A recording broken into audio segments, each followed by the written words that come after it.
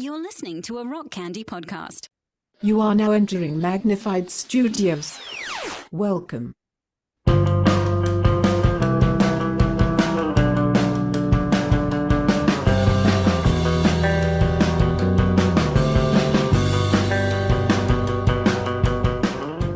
Coming to you from Magnified Studios, Magnified Pod presents It's Hard to Find a Podcast, covering your favorite indie bands from the 90s Christian alternative scene.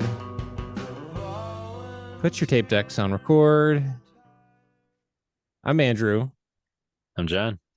This is our podcast, and we're back. We're back, baby. It's been. We took a significant break. Mm-hmm. Many are saying it was necessary for the mental health of your beloved hosts. Yes. We've been off since I think December, before Christmas, and it was necessary to spend time with family and loved ones and just sort of take a break. But we're back, and we got some more season 4 for you. That's right. This episode's a little bit different because we recorded this. I don't know, when did we? This was like mid-December, maybe. Yeah. So it's actually was it after Christmas? I don't. Maybe it was after Christmas. I don't know. It's all a blur. I don't remember. Early January. I want to say. Yeah, it was a while ago. It was a while. Wow. And so after this, we're gonna get back to our regular release scheduled bullshit, talking about the bands of the 90s Christian alternative scene, because this band that we are talking with today is neither 90s nor Christian, maybe not even really alternative or indie. I mean, they're indie in the sense that it's an independent thing, but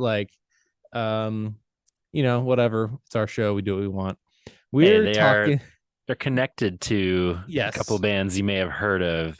One of them is Five Iron Frenzy. I don't know if you're familiar with them at all. Heard of them? The other being 11-7. So some alternative Christian cred, to be sure. For sure. And some folks that we have had on the pod a million times. We're talking, of course, about Fantasy League with Scott Kerr, Matt Langston. We did sort of a joint episode where we were both going to use the audio from the episode, from the recording for each of our shows. So 11 Life is Matt's podcast. And we're finally getting around to dropping this. It was a great conversation. I loved going back and listening to it again while editing it, and just laughing at just the butthole cut. The butthole cut what else that reference? I think you should leave, of course. There's lots of conversations about Matt rearranging the furniture, and just just the different metaphors about Scott's throat, and various things. If none of that sold you, then I don't know what to tell you. Yeah, you know what you're in for. But yes, if you haven't checked out the Fantasy League record, I hope this episode encourages you to do that. It's lush, it's dirty and gritty and synthy and 80s and poppy, and it's got a little bit of everything. This album has everything. That's right. It has that thing where two friends are destroying the earth with guitars. An post-apocalyptic wasteland. Yep. So, John, anything you want to say before we just get right to it? I don't think so. I think it's time to dive in. Let's do it. I can easily, without question, say that this is the only episode of the pod that I've been on where I'm actually drinking coffee. Right. It's so usually. What are you normally drinking on the show? Alcohol. Oh, right. Yeah. Okay. Beer, whiskey, something of that sort. But yeah, we'd have some candy as well. Candy, some other. None of that.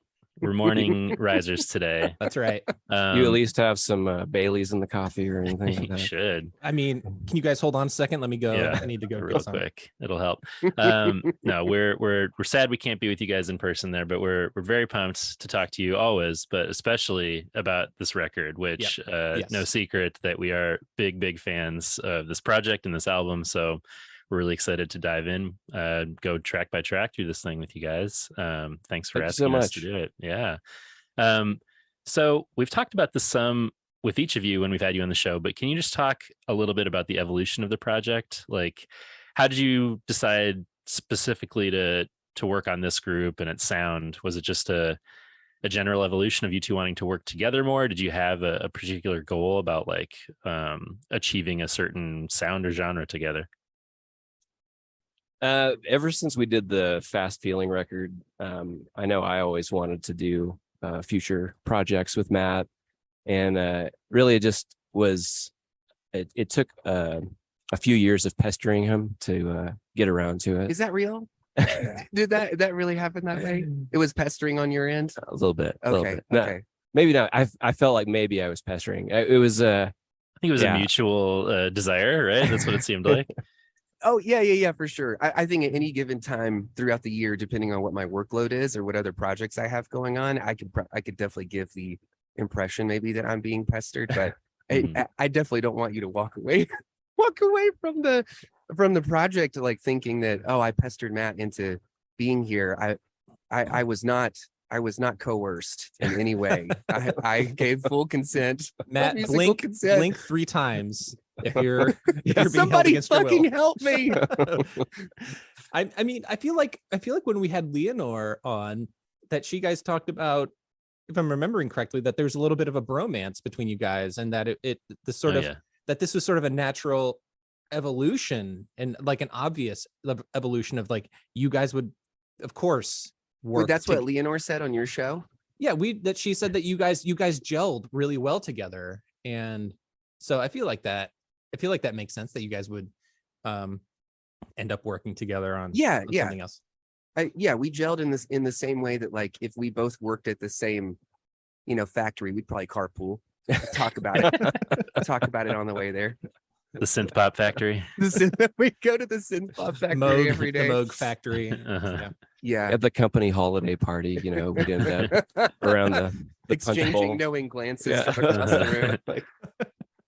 So did you have in mind like, I want to work together again and let's sort of achieve this kind of sound, or was it just that's what came out when you guys started working together again? That took a little bit to iron out. I don't think that there was a clear vision for me, at least at the beginning. It was I made several partial demos after the Fast Feeling album. Yeah, with kind of different. I mean, all sort of based in electronic land, but still not really sure what I wanted it to sound like. And at some point, I mean, I'd bounced a few demos off of you, I guess, through the years, and I think once Blind was the one I sent over, I think that one garnered enough enthusiasm to kind of like kickstart some momentum. Yeah, for sure. Most of the stuff I feel like Scott sends me always has this really cool, like indie, like quirky indie pop sort of vibe to it. And he's also super experimental. So that, all of his demos sound like Scott wrote them, but the musicality of it might change. The timbres and stuff might change depending on, what new piece of gear he has in the studio at the time. Which I think is awesome. Because I love sort of when you find a new piece of gear and it gets you thinking about, songs differently, or it moves you emotionally in a different way. And I feel like Scott is pretty tuned in with that kind of stuff. Yeah, I was going to ask you about that, Matt, that like when it comes to the bleeps and bloops, like were you expecting bringing in like a certain sort of production synthy sound that fit well for this project? Like, did you have things in mind that you really wanted to do with some of the new pieces you've gotten or whatever, and this is the place where you got to do it? Or like, was it more of a natural evolution of hearing Scott songs and being like, oh, I could use, this sound for this kind of song? Like, what was that process like? I think I have a brand of, unicorn dust that I'm Yes. going to put on everything. And I have a way that I want to hear stuff. And so it kind of goes that way. I think maybe the best way to describe it is like, when I hear a song in my head, it feels like it occupies a space.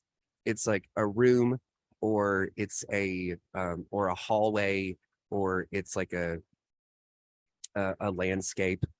And I like to move the furniture around to make the room look like the way that I want it to, for me to feel comfortable in the room. And so I like going in and putting, different coat of paint or a little splash of IKEA here and there. Sure. Unicorn IKEA. Yeah. And I feel like Scott makes really great rooms to play in. And that was what is that too weird of a metaphor? I like it. Okay. Yeah. I mean, I feel like it's a ball pit. the ball pit that you set up and then you dive in and play in it. Yeah, I mean, we've said this before, but I feel like it really brings together the best of both of your considerable songwriting and production talents. Like it's clear that, it's the same guys who are parts of other projects that we like, but I like that it feels different in that it's this big, hooky, beautiful pop song arena with this great synthy sound bringing them to life. Like it's reminiscent of 80s pop songs in a way that's like really comforting to me, but it also sounds really modern. And it's all pretty like radio friendly, bite-sized pop songs in terms of being like 3.5 minutes. So it's like, I don't know, it feels pop forward in a way for both of you, but I can hear your work from previous projects in it too. So I don't know. I really like the way that it combined different things that I love about both of you guys' work. But I don't know, how do you describe the sound of Fantasy League, or the vibe that you were striving for? Were there particular influences for you on this? Were you excited about directions the songs were taking? Or again, did it all just kind of come about naturally as you were working on it together? Yeah, we did have a touchstone. Crap, I can't remember the name of the band now. I'm totally drawing a blank. But it ended up sounding nothing like that. Oh, Okay. you know what, like Starfucker? Well, that was one of them. That was one of mine for sure. Have you heard of Duran? I hear a variety. In my mind, like, for good or for bad, I feel like our brains are always trying to fill in the gaps and make comparisons and like make sense of things and be like, and I don't always like to do that. I don't always like to say like, oh, this sounds like X, Y, or Z, but like our brains are always trying to do that. And I do hear moments where I'm like, oh, this is giving me this kind of vibe, or this is giving me that kind of vibe. I just asked because I feel like I could see it either way, that it's just like, well, this makes sense that this is the sound that you two would put together as a duo, but also I feel like there are, it leans in a sort of direction that maybe I haven't heard from either of you come together here. So I just wondered if there was like a particular sound or style you were aiming for. It definitely turned out way more 80s sounding than I intended. Like even taking the production aspects that we leaned into, that I guess pushed it even farther in that direction. Even just like a lot of the melodic sense, it was not an intentional thing, but the melodies were kind of coming out that way. Yeah. I don't know why. It's not like I listened to any more 80s music than I normally do, So just kind of a couple of songs went that direction, and then once the blueprint was kind of in place, I felt like we just like leaned into it, and then it kept sounding that way. And I don't want to give the impression that this album or this project is like an 80s record or like an homage to 80s music, because it's not, because like John said, it's like a blend of both your styles with influences, but it's still very modern. And but one thing I feel like I need to say before we get too far into this is I hate all of you. I want to leave. You guys, I air have some something grievances. to tell you. No, but so Scott, your vocals and your vocal performance sounds the best it ever has. And Agreed. I was blown away at what you accomplished in the sort of the range and the stylistic choices that you guys made, whether that was collaborative. You guys can talk about that, but going back and listening to Altitude, the Yellow Second record, which I famously love every single song on that record. And agreed. I think it's fantastic too. It's an outstanding record. And like going back and listening to it, and your vocal performance couldn't be any more different. And your growth as a singer, I guess, over this last decade or so has just grown. And so I want to know a little bit about that for this record, and how that kind of came about, if that was a part of a choice that you guys worked on together, or how that if you just continue to push yourself over these last 10 years, or but I just wanted to at the very least call that out, and how amazing it sounds. Well, thank you. Yeah, all of those things are true. As far as part of it, like every my voice sounds different on every Yellow Second record, even. Sure. And it's mostly because I'm not a confident singer, and I'm always trying. Like I quickly hate how I'm singing currently, and so then I try something else. So that changed it. Also, just years of making demos for Reese to sing, and Oh, sure. that stretched the upper part of my range a lot. So I was Yeah. able to sing in a higher range than I used to. But also I got in the studio with Matt, and having him kind of coach me through the vocal performances on, we didn't get a chance to do that on all the songs, but we did it on Probably 90% of them. Yeah, I mean, it was a lot of them, but like being in the studio and hearing some instant feedback that wasn't from, my own ears. Right. And just getting kind of coached along in that way, I think definitely opened up some doors and new sonic possibilities. I think it's cool that you brought that up, because I feel like whenever, like, Scott and I have worked on stuff before, or I'll hear him sing on demos, I always feel like there's I guess because I work with a bunch of singers, I feel like I'm hearing what I want to hear. Scott's voice is a room, and I like to rearrange the furniture. But there was just like oh my gosh, well, if you can do this, of course you can do this. You know what I mean? Mhm. Like, oh, like we can take it even further. And I do think he has this really timeless and ancient quality. Not even that. Like in the 80s, it was like this very like lower, like coming from a little bit farther back in the throat kind of thing was a big deal. The Tears for Fears, Duran vocal delivery, like nobody sings like that anymore.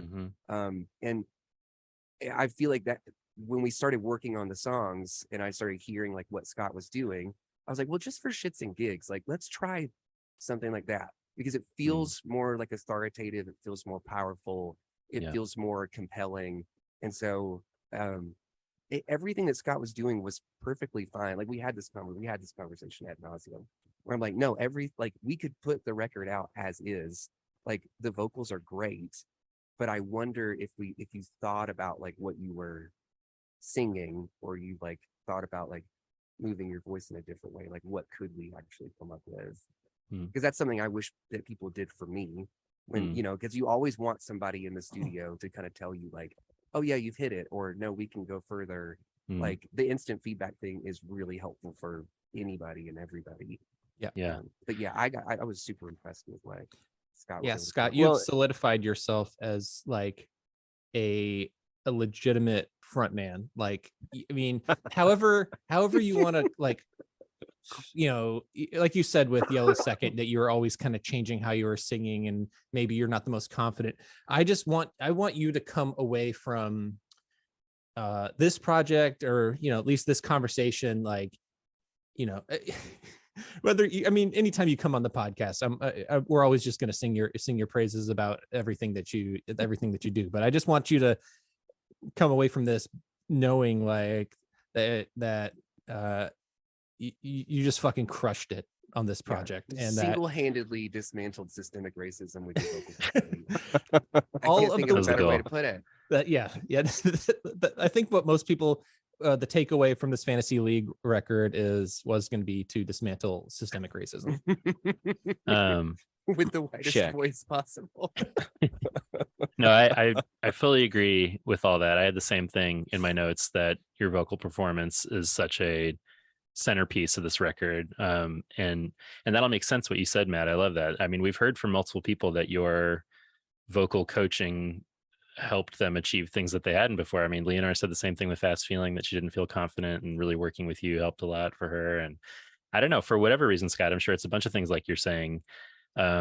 You sound super confident. Your voice sounds awesome on this record. And I don't know if it's I mean, everything you're saying makes sense about the range and the coaching and the different work you've done, but yeah, that makes sense, Matt, that it's sort of pushed to the forefront at the center of the songs in a way that some of those classic 80s pop songs were. Mm-hmm. It sounds unique in that way, that there's such a strong vocal at the center of it.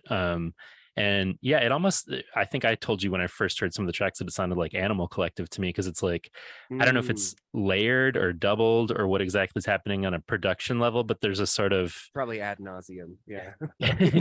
so many doubles. But I love it. I love that sound.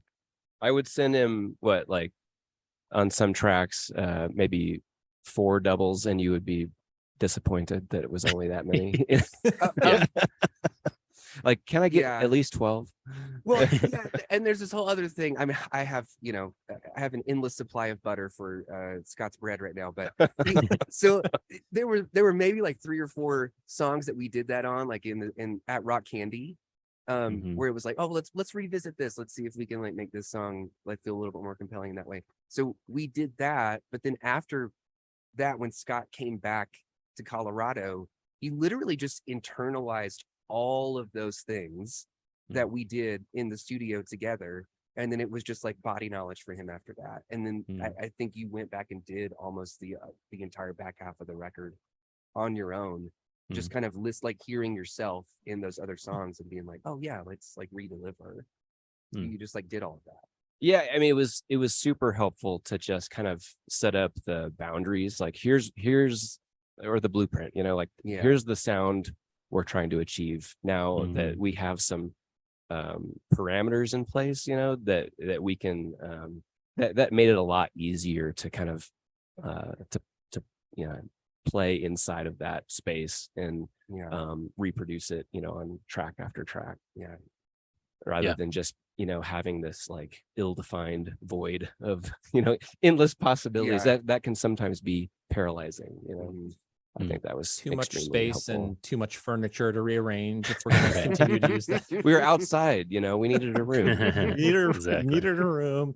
Scott's mouth was the room, I think, something like that. I don't know. I'm kind of losing. I'm kind of losing. Losing the plot a little. Yeah, losing the plot. Yeah, Scott, tell us more about your mouth. Well, to butter your bread a little, Matt, I feel like the synthy soundscape on this record are some of my favorite sounds that you've ever produced, and I love the room that you or how you arranged the room there. I'm gonna drop the room thing after this, but it's sort of like the ottoman is sort of the sorry, go ahead. Yeah, end of ottoman talk. So I wondered if you could just talk a little bit about this, and again, each of you have sort of mentioned a version of this on the pod before, but I'm curious to hear about the sort of general process of the song creation. Is it Scott sending an initial version to Matt? Matt adding beeps and boops, then back and forth after that. I mean, I know it's more complex than that, but can you just talk a little more in depth about how the process looked for the songs coming together on the record? I feel like for most of the Fantasy League stuff, it was almost always that. It almost always started out with Scott sending a demo that was pretty well fleshed out. You know, like maybe there were a few of them where it's like, hey, there should be a bridge, or I don't really know how to end it. I don't know how to land the plane, sort of thing. And all demos are sort of like that. But whenever he would send me stuff, it was like, oh, I either know immediately what I want to do with this or what could make this more impactful. At least for me, I know that that's all of that's subjective. But yeah, it was like, I'm gonna stay away from the room metaphor. That's we beat that horse to death. It's just a bloody pulp right now. We love a bit here, so yeah, but it was like all that kind of stuff. Or maybe he would have like a synth sound that I was like, oh, this synth sound is really cool. There's something here. I feel like I would almost always distort it or push it or make it a little bit nastier, a little bit more aggressive.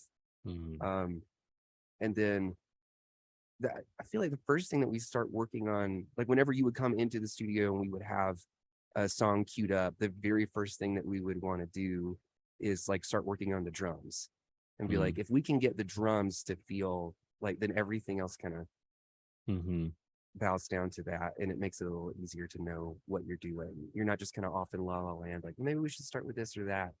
It's like, no, let's get the drums and have the drums work really well with the melody, with you know, like how the song is being delivered. And if we can just if the melody sounds good over the drums, then everything else, you know, we can kind of season to taste. Yeah, and the drums would also inform you know, a lot of the other parts.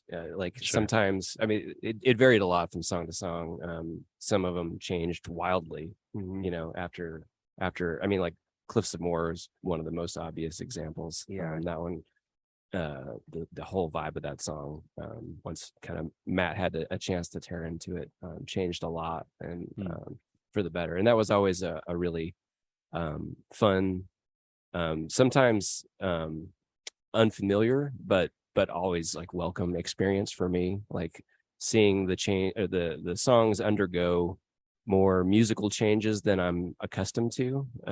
But like, but always great, you know. You never pushed back too hard on. Well, I mean, if it's good, it's good. Like, and I mean, it was always a fun experience. Very rewarding, and especially when we had the chances to actually get in the same room and like you know, have that instant and start doing drugs. That helps so much. have that instant feedback, and you can see, you know, when you're in the same room with somebody, you know, like there's just a different energy. You can get through stuff a lot faster, rather than just, you know, over email, sending demos back and forth via email, which is great. I love that you can do that now. But you just come up with different stuff when you're sending demos back and forth. You're leaving, you know, a week, sometimes even 2, to get really neurotic about it. Right. You know what I mean? Because you listen to it and you're like, I don't really like that. Instead of just kind of riding this wave of, oh, it's working right now in the moment. Yes, and like, let's kind of keep moving forward. And there's a whole lot of like, you know, maybe me doing something in the studio, pressing a few keys and like turning around, looking at Scott, like, is he slow? How high is Scott now?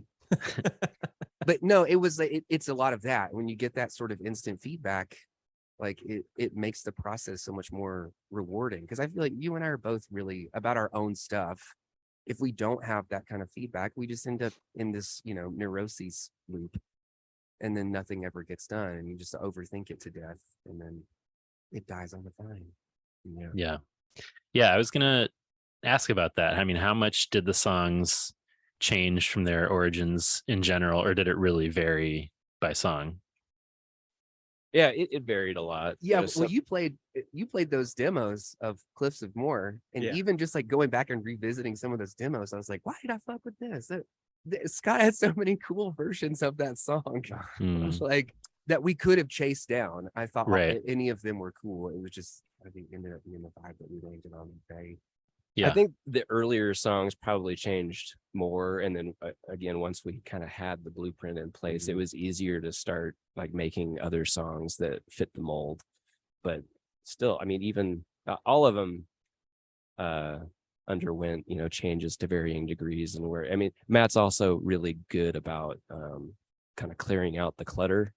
And the more at least for me, when I write, the more I work on something, the more like details I'm trying to weave in to keep myself interested, which can be great, but it can also introduce, some clutter that, when you're not sure, like you don't have that subjective, trusted, outside opinion, and that can give you that, perspective about, what's actually adding to it and what's just introducing like needless complexity. Yeah.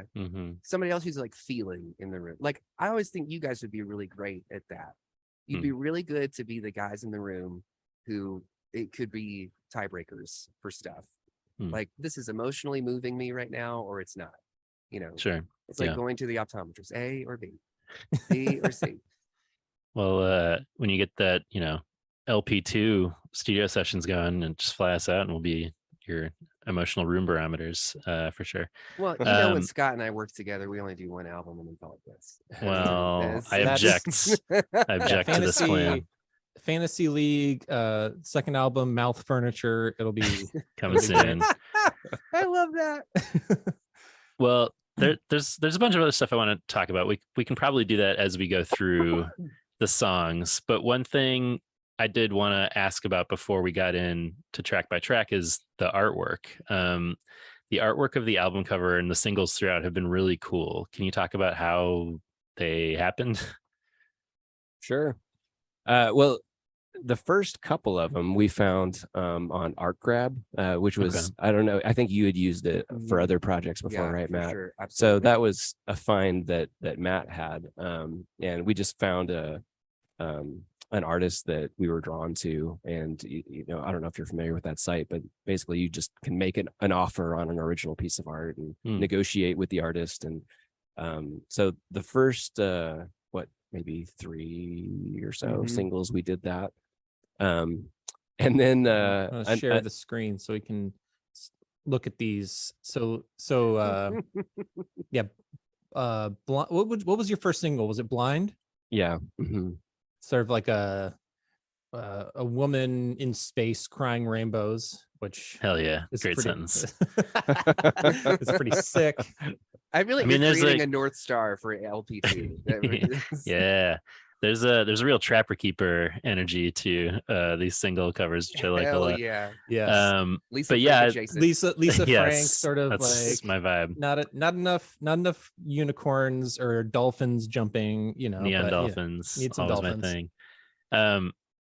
That's cool. Yeah, I mean, I assumed that it was sort of, not you necessarily directing an artist to create something, but it is funny how like what you went with for the album cover, it's like these two figures looking at a sort of exploding planet in the distance, and it feels like, oh, there's Matt and Scott, a Fantasy League, looking at their project, which there's a lot of moon stuff in here, there's a lot of planet stuff and like apocalyptic. It just feels like it really fits well. So I just really like the vibe that you culminated tying all this stuff together. Yeah, so for the actual album cover and the This Light single cover, so another Matt find was the Midjourney AI. Are you familiar with that? Okay. I mean, there's a few of the art creation AIs out there, which are amazing and wonderful and kind of a bummer at the same time. Yeah, complicated. Yeah, that's a whole nother podcast. Talking about how we're interfacing with Midjourney, but it is super fun to play AI with. art, interesting conversation. But yeah, anyway, so I mean, if you're not familiar with how those work, you feed it a prompt of some kind, and it will generate something based on that prompt, and sometimes you can create variations of it, or so for the This Light one, I literally typed in as the prompt the first stanza of the song lyrics, and that's one of the things that it came up with, and both of us were just like, oh my gosh, this is amazing. Yeah. I was like, that one is too perfectly aligned with the lyrics to not have had some sort of guidance. So Yeah. What and did then, you type in for the main album artwork? It's probably something super it's so dumb. I think it was like I actually had the word keytar in there, which it wisely omitted. it was like, are you sure? Yeah. Like, I'm just gonna pretend you didn't say that part. I think I said like two people with keytars destroy the planet or something like that. Cool. It was Another good phrase. So hardcore. It's sort of Unnecessarily metal. Yeah, I mean it looks like the two people are standing in some sort of post-apocalyptic wasteland on fire, watching another planet be destroyed. So right. Yeah. Yeah, it is.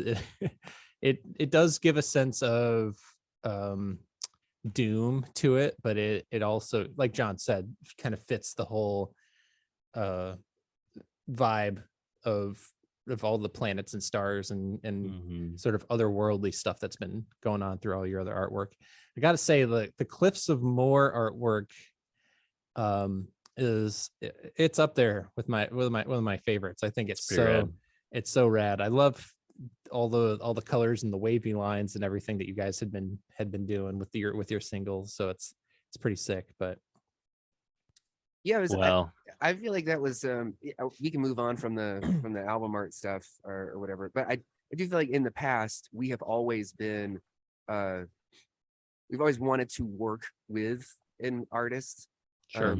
And even for 11D and maybe, well, Five Iron kind of has like the guy that you guys kind of go to or used to. And so there are different ways of kind of interfacing with that. But for 11D, it's always been like, oh my gosh, who's gonna do this? And then it's like it's a cattle call. Maybe we'll find somebody we work really well with. Then we have to get together a budget, and then it's like 2 or 3 months maybe of back and forth. Well, does this work? Does this not work? Is this something that we can create art assets out of? Is the direction the album art is taking something that we can do derivative pieces off of, or merchandising, or for online? So it just turns into, art becomes unfun really quickly because you have to do so much in terms of like making sure that the branding is on point. And I think just being able to go and like purchase stuff or put in prompts, at least for this project, not to say that we'll always do that or that we're all about taking chops away from actual artists at all. I think it helped us to get the album out. It didn't become this insurmountable thing where it's like, well, but we got to have album art, and you don't want this MS Paint looking bullshit to throw out there. You want something that's reflective of the time and effort that you've put into it. And well, it rules. And I would take t-shirts or whatever with these images on them, so just bear that in mind. But I mean, unless there's anything else, Andrew, should we give this thing the Magpod treatment and dive in here? I think we should. We will ask maybe along the way if you guys want to maybe mention like some of your personal favorites or like which ones came out in a surprising way, your favorite way, but we'll kind of go through and talk about each one of these. All right, so let's start with opening track, Imaginary Lines.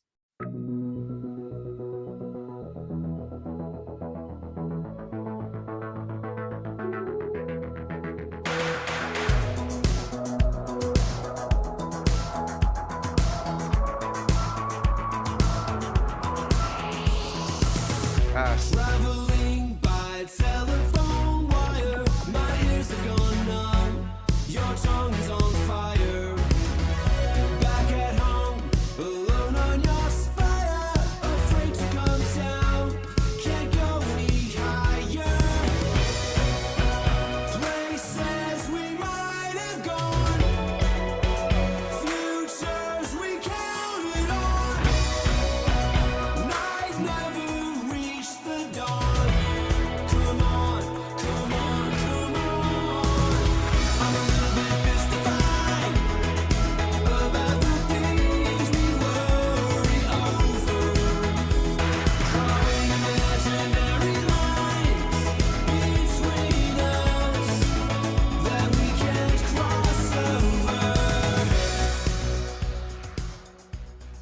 so Hell fucking yeah. good. It's Hell so good, guys. yeah. Classic Scott. The opening, like that so opening good. little part, you're gonna hear us try and do approximations of lots of synth sounds, Lots of mouth sounds. Just oscillate it so hard, baby. I feel like there was a very clear Joy Electric Easter egg Mm. in there. The telephone wire thing. Oh yeah. Nice. Yeah, I that love was it. some famous Matt Langston ear candy there. Love it. Yeah. Yeah, I would say this. So we're doing a top 3 as we usually do. This would be Yes. just outside my top 3. Oh, interesting. So this is my number 2. Okay, the song absolutely rules. Could have easily been in there. As I But, told you, John, before we even started, before Matt and Scott even joined, I said that this is my top 3 today because Right. this is one of those records that, as the youths would say, it's a vibe. It's Mhm. there's certain Yeah. songs that evoke certain vibes and certain feelings, and it'll change from day to day. But for me right now, these are my my top 3 for now. But yeah, this song, you can't deny when the album opens like that with a sort of Yeah. like slow build, you're just like, Mhm. okay, fuck me up with this. I'm Yep, ready. yep. My body is ready. Yep. Take me, daddy. Let's get on this roller coaster Yep. and see where it takes us. Yeah. Yeah, So it's such an that's a exciting. good- Yeah, go ahead. I was gonna say this is a good opportunity to give you a shout out there, John, because like I asked for if you guys were interested to send playlist ideas or album Mhm. sequence ideas, and this was not one I had considered for an opening track. I had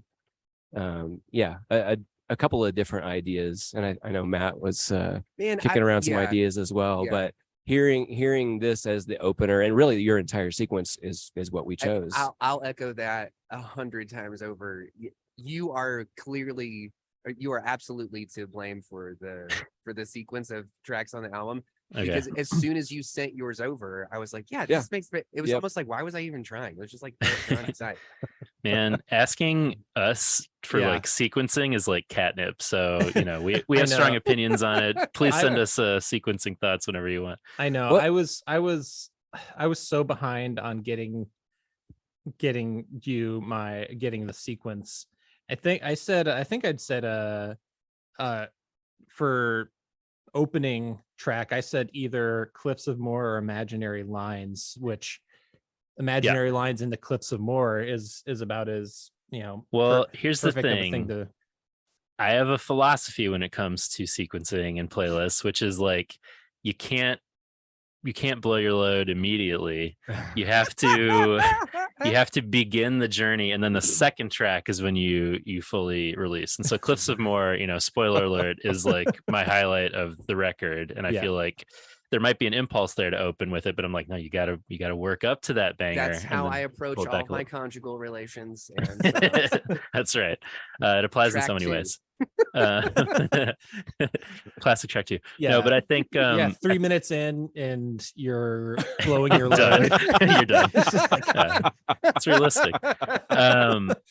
No, I think it's exactly. was this album good for you, baby?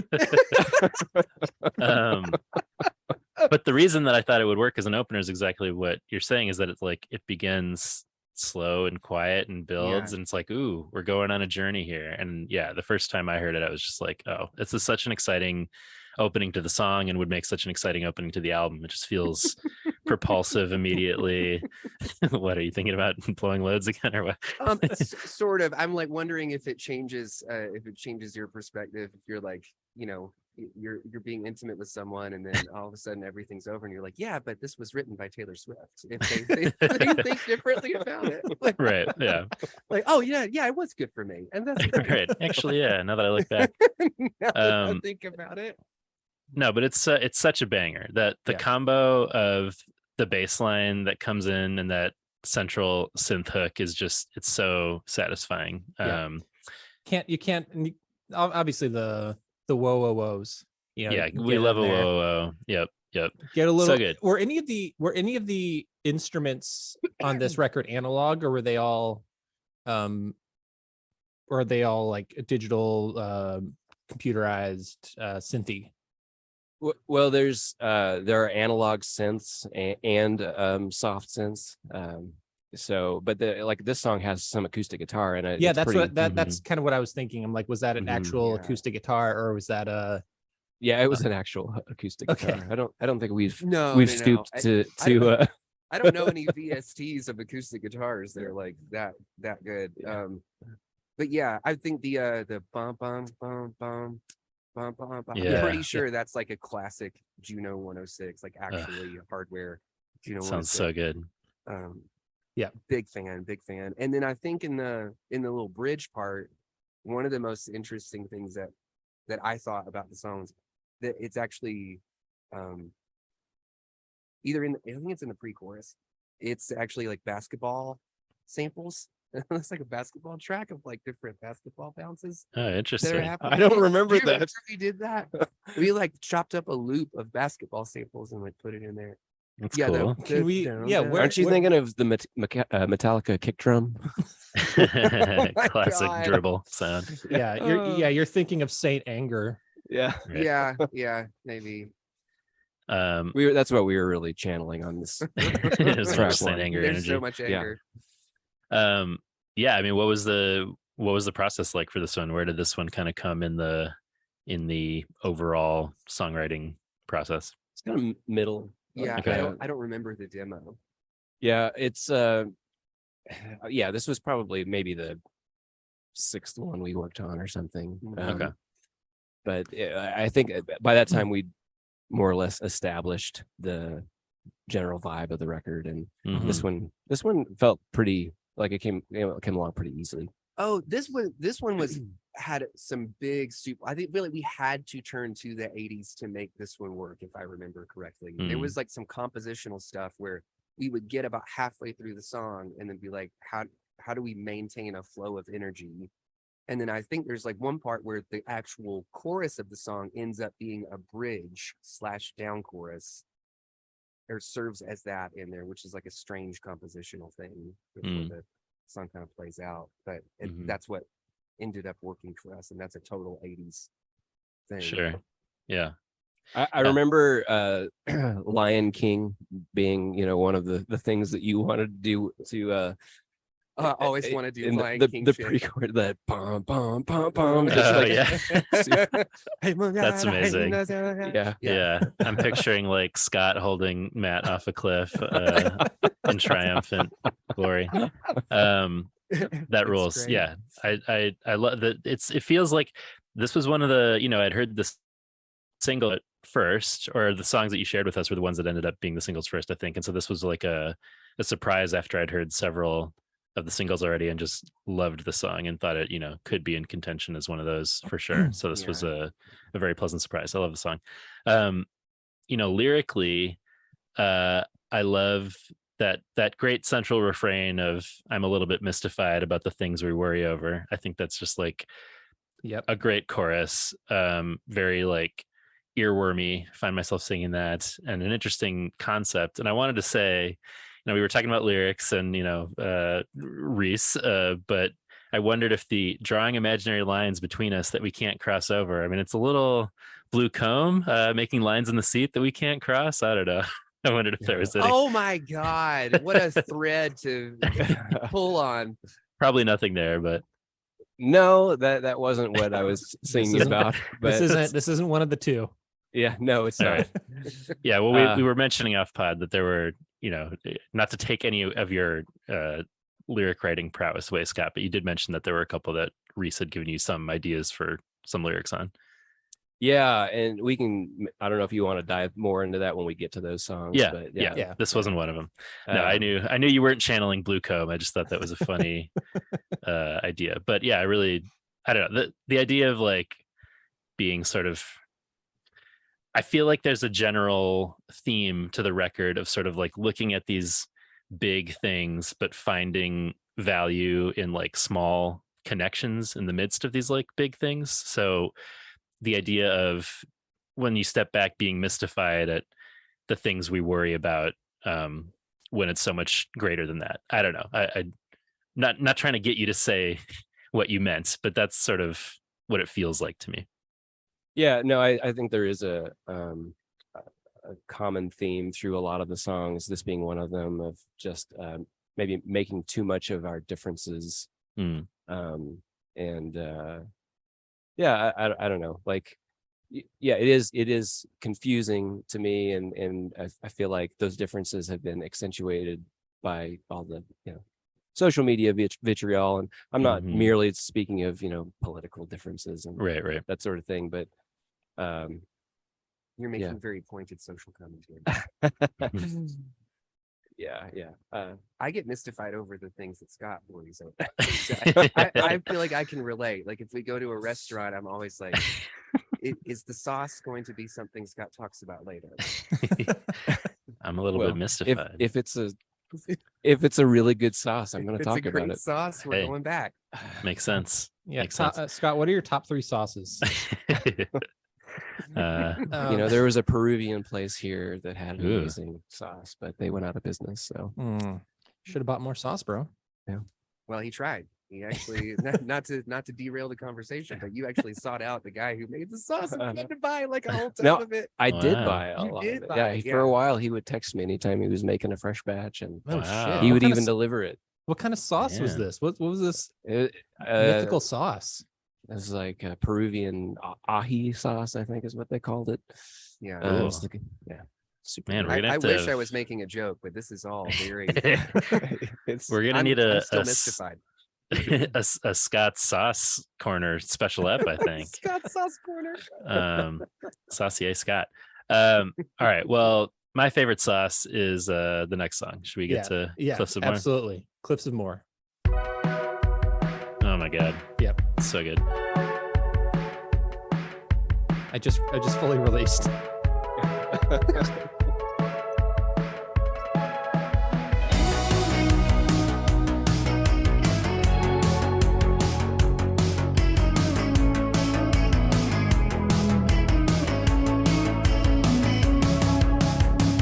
My son threw a stone down off the cliffs of Moher.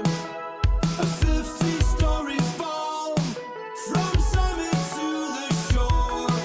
He stood against the salted breeze, squinting to keep pace. But the stone fell far from view before it hit the waves. Somewhere around the world, a hurricane is gonna rise from the wings of butterflies. Somewhere around the world, promises we've waited for, light waves breaking on the shore. My daughter danced the trail down from Hell yes. My number 1 My number 1 as well. goes to that song. Really? That's Yep. awesome. Yeah. Well, I mean, what do you guys think? Where does it fall for you? It's definitely one of the most 80s vibes that I can Yes. think of. I do remember like getting this demo, and then it immediately, just the way that the song was structured, the way Scott was delivering it, reminded me of this very specific album by ELO called Balance of Power. Oh yeah. And I do kind of feel like this song ended up being an amalgamation of maybe some of the cool parts of that ELO record, because it is just bubbly bass, super tight drums, warbly Yep. synth stuff in the background. That was definitely like a blueprint for how to engage with this one. That's interesting. I feel like Reese has mentioned on our pod that record too, and like you got the two of you, Matt, connecting about ELO when you guys were first doing collaboration stuff together. I could see that. What I told Scott was that it reminded me of the Duran Duran song "Ordinary World," and he was like, maybe, but I was like, it's such a like. In an ordinary world, I don't know. It really, it feels like sort of classic. I don't know, Duran Duran, ELO, sort of. It feels like a classic '80s song we're just discovering now. I love it. I don't know, Scott. I cut you off about your overall feelings on this one. Oh no, not at all. Yeah, it's definitely one of my favorites. Probably because the lyrics are, about my kids, and I had a harder time finishing this song than I usually do, because I started with the lyrics, which I almost never do. And Yeah. because the words, I think I also got in my head about it a little bit because the lyrics were so meaningful, and it was important to me to finish it. This, I think, was also one that when I first sent it to you, I got like some radio silence on. Oh, really? Yeah. Oh, I don't Which- remember that. Which I always I don't remember poor things about my behavior. I always take as like, oh, okay, Matt didn't like this one, which It's so not true at all. okay, if you say so. I've never actually heard you say I don't like that, so I always assume that must be Well, that's not a productive thing to say to anyone. okay. This is a good insight into the creative process here. No, I mean, as we've talked about before, I mean, like working with Matt is by far the easiest collaborative, process that I've ever been part of. And, like for the most part, it's just, it yields nothing but like great songs, but also the good times. Yeah. The process along the way is so fun and, mostly effortless, but okay. But I also am, I feel like comfortable sending him half-baked ideas and just to get a sense of like if something's worth pursuing or not. Sure. And this one was one that like I felt strongly enough about the lyrics that I wanted to keep trying, and so I had several iterations of this one before we kind of figured it out. This one I actually did start writing when we were in Ireland. It was the first time we'd taken the kids out of the country, and I was just struck by all these beautiful metaphors, and that's all I had. As soon as I got my 23andMe back, I was like, I'm from here. I of course I love this song. Let's do something with it. Yeah. No, I love the lyrics. I love the idea of sort of exploring the butterfly effect concept, a small thing, blossoming into this bigger ramifications felt around the world. But like, I don't know, the idea of using this like vista of an overwhelming sight in nature, but focusing on the actions of your loved ones while you're there. Like, I don't know, these actions might seem small in comparison to the vastness, but the connection of the power of like both of those concepts of like, I'm seeing this incredible thing. My family members are doing these things that are memorable. Like, I don't know. I love the idea of connecting. Like, there's a power in both your son throwing a stone, your daughter dancing, and the power of nature and of these huge things. So I don't know. I really love that line. I'm falling more and more in love with insignificance. I feel like it really sums it up well of like, well, what is significant and insignificant? Are the most sort of meaningful moments or things or memories these smaller things, putting it in the context of like a large planet and all these things that are happening on a much bigger scale. I don't know. This is a certainly standout for me in terms of like thematic focus and lyrics, and it feels very personal, like you're saying. So yeah, I resonated with it like right away. I think that's put very beautifully, and my wife has echoed those sentiments almost verbatim. This is one of her favorite songs. She loves the lyrics and the imagery and the word painting. I don't know if I've shared that with you or not, or maybe she did. Maybe she told you. No, anyway. No, thanks. It's a good one. I appreciate that.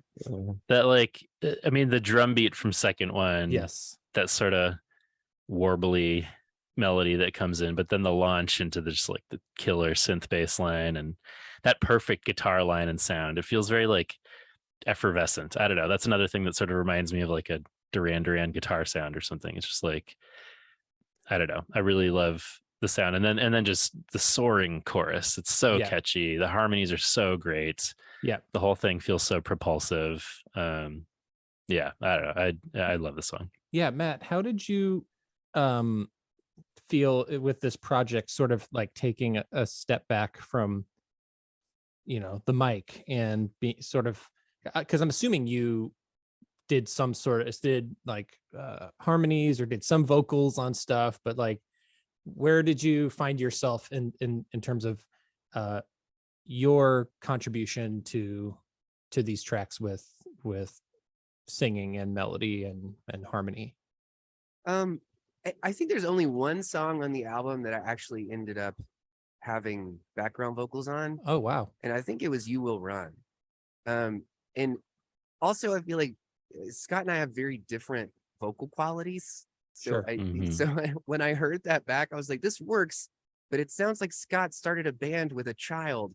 And and I was like, I don't know.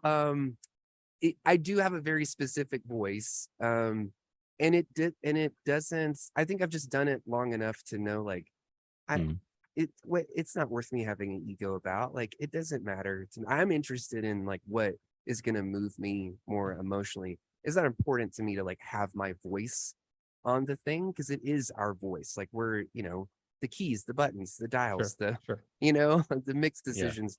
It's all our voice. And I feel like maybe it was a creative decision on my part, or maybe both of our parts, where it didn't feel like it was necessary. It felt like I didn't want to have a distracting quality to it. And Scott can clearly do all of his own harmonies. I don't remember thinking or making a conscious decision about it. Really, you could say the same thing about any of the instrumentation. Like, we just kind of, I don't even know if I could identify all the parts and who did what. It was just kind of like whatever needed to be done, somebody did it. And including, Matt, you played more things on the album than I did at the end.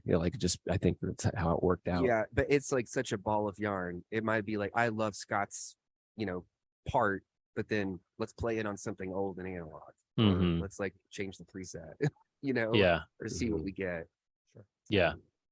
No, it feels, if I can sense the 11D through line here, it sounds like the same person, but it's also a very much, distinct project on its own, and partly for, the, vocals, as we're saying, like the obvious thing like that, but I can feel your fingerprints on it, Matt, for sure. But it's a different, it takes a different form here. Just like I've said already, it's just a satisfying blend of things that I like about both of your backgrounds, but putting it together in this new and interesting way. And I feel like the song really highlights that. So it definitely does. This one, maybe more than any of them, when I underwent a transformation from like the original idea to what you hear on the record. Yeah. And lots of talk, Scott, about the demos. John, do you hear that? Is it the streets are talking? I think the streets are saying like, release the demos. Is that what they're saying? I like that. Yeah, maybe somebody could probably work something demos. Yeah. Hell yeah. Some people are talking about like a 2-disc vinyl release where the demos are the second record. Yeah, I don't know. I don't know what people are saying. Something like when the that, Cats movie came out and everyone was like, release the butthole cut. Yeah, Cats movie. That's exactly. Well, there's a butthole cut of the Fantasy League album, and we will release it at some point. Good. Some people might have We said have to call it that. some people Just for would have no gone reason. with the Snyder cut comparison. I love that you No, went the with butthole the cut is the Cats superior butthole analogy.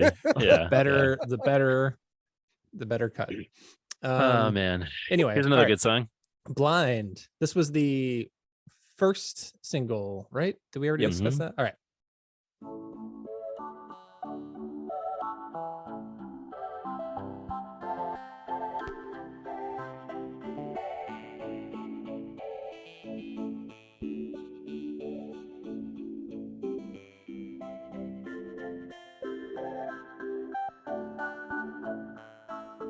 I can feel your heartbeat pressed up against mine. I can feel your eyelids flitter against time. I can hear your songs, the chorus and refrain. Singing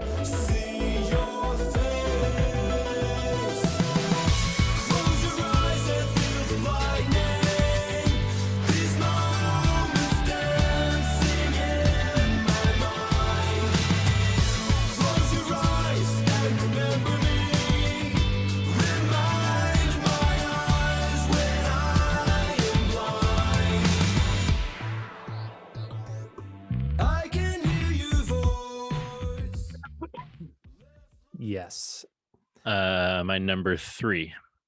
Ah, Love. totally my number 1. Okay. Oh, wow. Okay. Interesting. Yeah, This is for an sure. awesome song.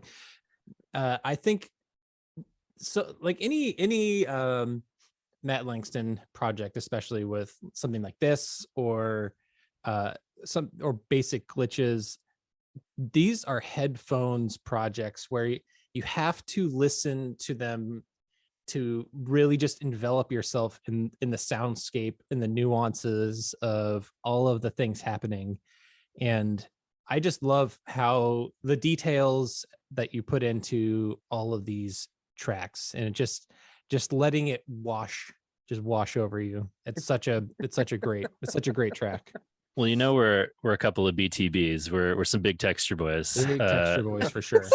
So we love all the textures. I feel like both of you are Oh, good yes. at bringing those textures. Ooh, So yeah, Popcorn yes. ceiling pals. Big many texture voice. many textures to be found on this track. Yes. Yeah, was this like so was this clear to you that this was going to be the first single? I mean, was it your love for it, Matt, that made you want to do that? I think this is just one of the ones that got fleshed out the Yeah. soonest. Sure. Or the earliest. Maybe that's the best way to put it. But yeah, it was super cool. And I liked it's kind of strange because I feel like this is one of those things where, you know, we started to kind of realize like, oh, let's get the drum track right, and then like sort of fill it out after that.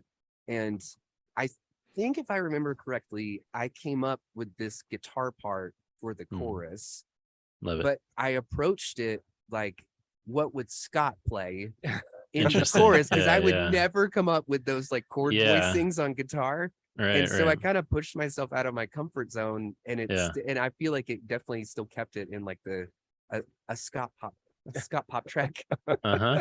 where there's an interesting chord voicing in the guitars. I think there's a lot of that in the record in general. Is just like, what would impress Matt, or what would Matt Are you like? serious? Yeah, like I yeah, I don't know. I mean, yeah, just trying to write stuff that's gonna get, you know, keep both of us excited. And I don't know. Yeah. It's just Japanese girl pop sample. Yeah, that is interesting because I just sort of assumed that was a Scott guitar sound there. So yeah, it's interesting. We never know who's doing what with this collab. Try keeping But your It toes. easily could transition into a ska guitar in the it could. There's a couple chorus. ska adjacent Yeah. guitar sounds on this record. Yeah. But Yeah. we'd be remiss if we didn't mention the bass line. Yes. The Slaps. bass line in the verse Matt is also played such a that. groove. All right, Slaps. cool. Is that real? Yeah, that you really? did the bass line on this one. I had a synth bass part on this. Oh, and I was like, fuck that. Yeah. Shit. Yeah. I mean, it feels like a tangible real bass, and I love it. But the mixture of, okay, we're grooving in the verses, but then that little bouncy bass sound that comes in the pre-chorus, from sort of, you know, auxiliary to am I using the right word? Analog to synthy there is such a good transition, and then it just explodes into this huge, satisfying chorus. Where again the harmonies sound great.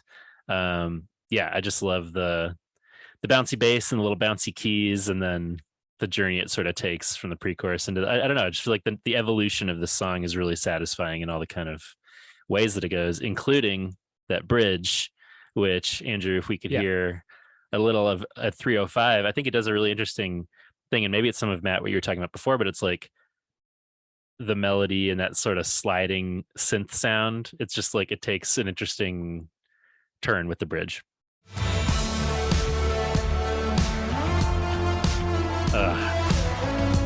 So good.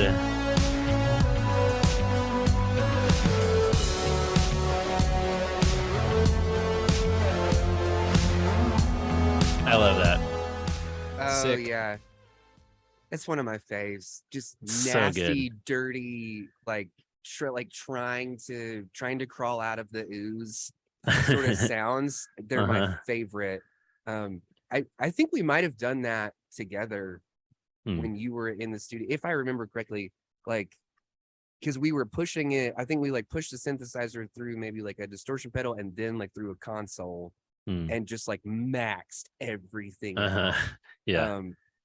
Yeah, well, actually, it had a different bridge originally, a far weirder bridge actually. Okay. And then you redid the bridge on that one, and it is way better. It fits much better than the first one did. So interesting. Release the butthole bridge though, because I want to hear what the original plan was. But yeah, I absolutely love that sound and where the song goes for that part. I feel like there's another one I'll mention later where it's sort of like, actually it's the next song that kind of goes into like a more minor key thing for the bridge. And I love that sort of transition. But yeah, I mean, in terms of lyrics, a love song, I feel like it's safe to say.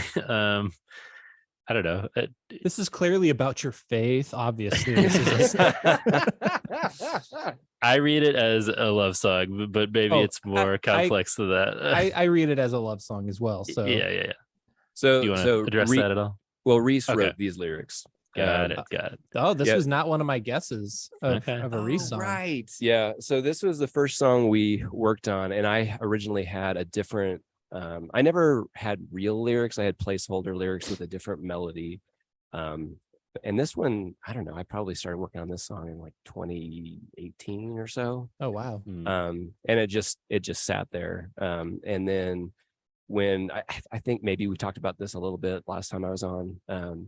But when I was trying to get some momentum with this project, but before really I'd when Scott was pestering me about but it. before I'd pestered Matt for like the 10th time.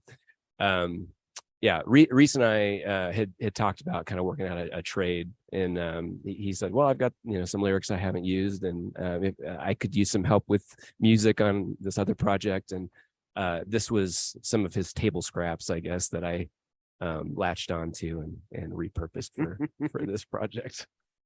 Well, it's great. I mean, any song with "I want to shoot my heart into outer space," I feel like is automatically a win. I don't feel it's like also it's dramatic enough. it is Reese in that way.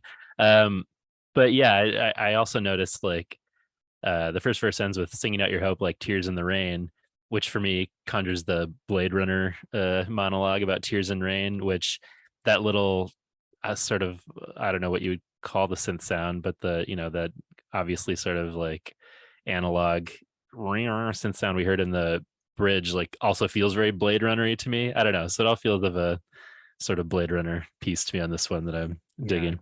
Yeah, for sure. Evangelist vibes. Yes. Oh God, give me those Evangelist vibes. But yeah, I mean, is there anything else about like how did you said this was like one of the first ones to come together, so how did the like process of putting this one out first affect anything else, or was the rest pretty set by the time you were sharing this with folks? I mean, if I remember correctly, the vibe was kind of like we got to start the process. Like if we don't, because I do feel like Scott and I are the kind of people that we can hem and haw to a point where it's not healthy, especially when we're working on stuff that like, well, there's a million different ways that we can take it. Like this one was sort of like, let's put it out, let's see what happens. No pressure. I feel like we kind of kept telling each other like it was no pressure, low pressure, and let's just see what it feels like to have this out there. We were still working on the rest of the record, and we were like, does the rest of the record sound like this, or is this the blueprint, or what do we do? And I think we just kind of ended up on no wrong answers, and then somehow the whole thing takes shape, and all the songs feel like they belong on the same, at least I feel like they do. But this one does have a very specific kind of vibe to it. Yeah, I think I have a tendency to be kind of eclectic in it, just to keep myself interested, and so it's sometimes hard to know like where to like draw that boundary, like keep it interesting but like still feel like a cohesive work. Sure. Well, I love it. Imagine Love it. Should we get into those old haunts? Yeah, let's stroll. Oh yeah.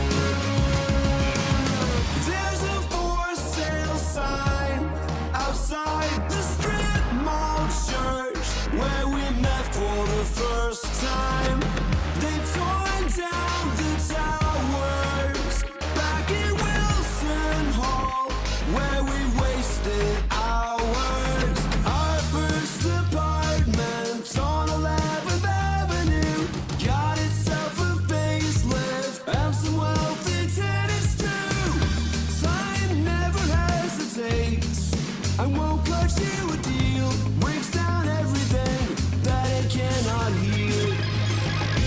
It's just you and me in our reverie, walking around on our own songs. Darling, sing to me some forgotten melody, thinking about all our old songs. We wrote our own plot, It's so good. So great. This is my number 2. Oh, nice. Yeah. This is my other guess for Reese based lyrics. Am I wrong? You are wrong. Wow. This feels very personal, so I assumed it was your own experience. Well, I mean, Yeah. Blind also felt very personal. Well, it's about shooting your heart in outer space. This is like we shared an apartment on 11th Avenue. So When you put it that way, it feels so stark. I feel like this would work on the last 5 Iron record because it feels like it's blending these ideas of the one talking about Denver changing and yeah, stuff. that song about like Lonesome for Our Heroes. yeah, that song, and then also like there's talking about voice and singing, which is also a very big through line for that last 5 Iron record. So in my mind, I'm like, oh man, this song could have like been another track on that record. It felt very much, even the melody felt like it could be turned into a 5 Iron song. But interesting. but I mean, it makes sense. I mean, because if you're writing a lot of those melodies too, it just, I don't know, it felt of a piece. But I had Maybe that 5 Iron same. will cover it. Well, so funny that you guys mentioned that. So this song actually was the precursor to Homelessly Devoted. Okay. Oh, And if you go back and if you compare those side by side, you will hear some similarities with the chord progression and also the the melody of the chorus of this one. Yeah, is I can see similar to the verse melody of Homelessly. maybe this is what I was picking up on, that for some reason I'm like, this feels like it would work. But anyway, so obviously I've been very wrong about all my guesses. No. I had this, all right. I had the same thought about like connecting the dots of recent 5 Iron songs and this in terms of being like a Denver resident reflecting on change and the sort of, mentioning sort of gentrification and right.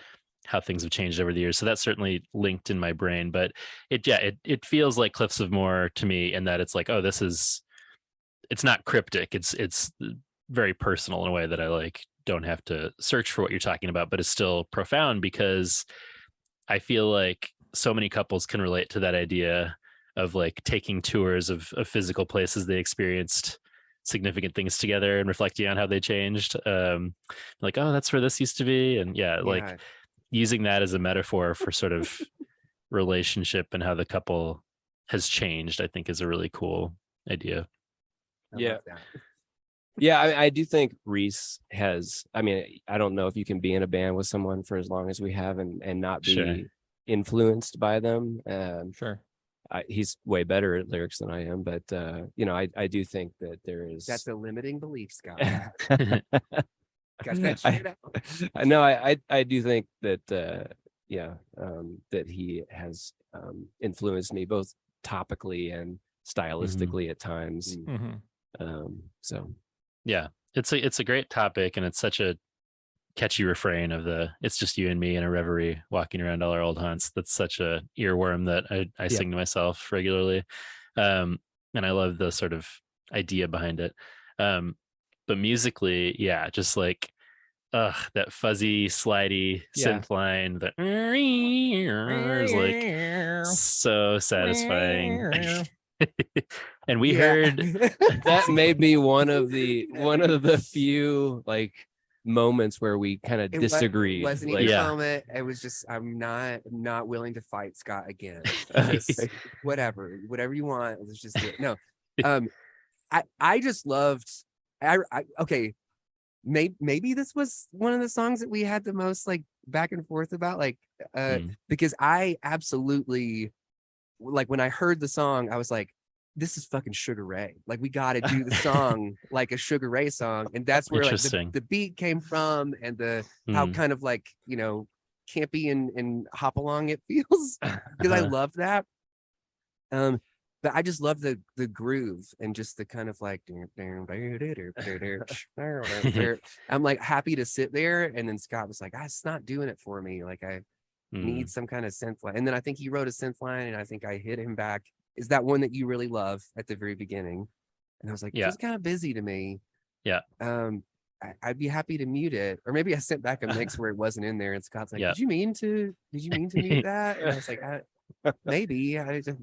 Yeah. And then he was like, I think we just found some middle ground on it. I'm so glad that we decided to keep it in there, because now it feels weird to hear the song without it. To think of the song without it. Well, we were lucky enough to hear both of those versions because Scott was asking for our input, and I was like, I could see it either way, but I would say that I would miss that. Oh, so you put together a team to come against me. That's what was happening. Yeah. But I mean, you gotta put it to a vote. You know? But what we ended up with is the perfect sort of compromise, and it wasn't even something that occurred to me. We were like, do you like the version with it or without? To be like, well, let's start the song off without it and then build to having it. And it's like, oh, I love that sort of. So I think it combines both of your sort of maybe immediate impulses there, that I think it works without it, but once it comes in, it's like, oh, that's special. So, but it wouldn't be, it already feels special from the immediate, like, like that warm sort of. It sounds like an old turntable starting up. Like, that's it. That's such a good. Yeah. It's this warm sort of sound that immediately kicks it off, and then I just love the melody. Sugar Ray. That's what. Now that you're saying that, I'm like, it feels like there should be some like Ricka or whatever. Scott is walking around. Scott's walking around his old haunts, looking at all the statues crumbling for him.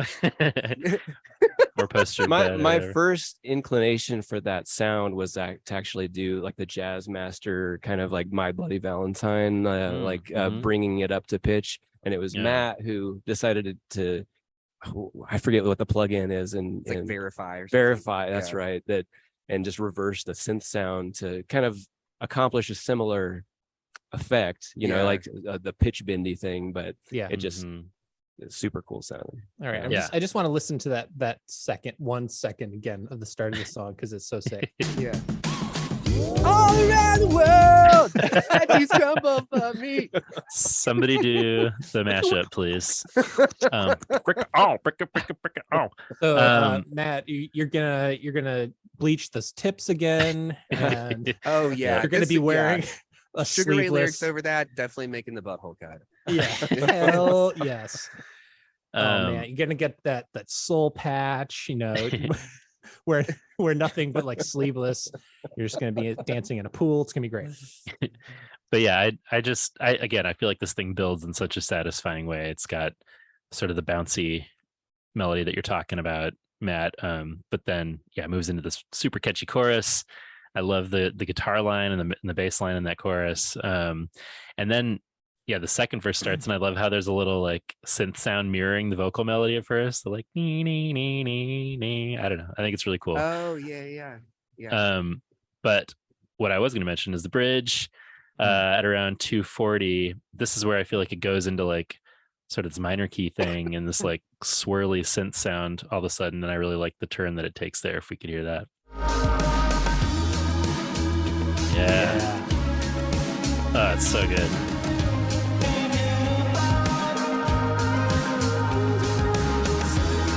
So great. Yes, I love that. That's totally one of my favorite parts of the song. And I'm pretty sure it was like there was a literalism to it where I was like, it's a song called Old Haunts, and we don't have any fucking ghosty shit in here. Yeah. we need a little boo coming up, Right. A boo bridge. That's right. I love a boo bridge.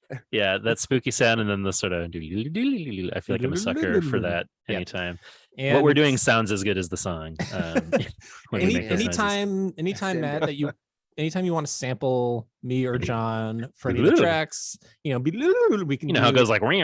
We could assemble a song comprised of nothing but their mouth it's sounds. just MagPod samples. MagPod sample packs. Yeah, That I'm pretty one's- sure then that's just becoming pentatonics, and John and I are just doing Yikes. no thanks. Don't want to hear that. What I do want to hear, speaking of ghosty shit, is this next song. Ooh, This Light. Outside my window, in hemispheres of black and white, there's a half moon hanging in a cloudless sky, split by the sunlight. I've heard there's a serpent sea and a sea of tranquility, but from where I sit, these features are a fiction. Born of the radiation, fatally flawed mutation, Saturnine in the half-light, full of heart but not half right. This light has nothing new to show. This light won't tell you where to go. This light what you already know. This light makes the shadow grow.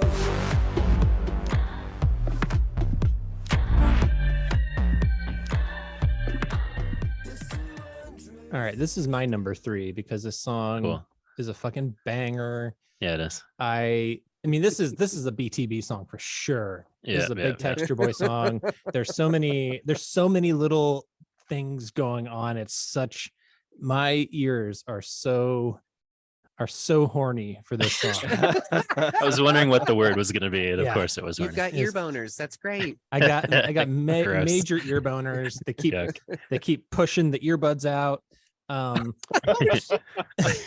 That's going on the butthole cut.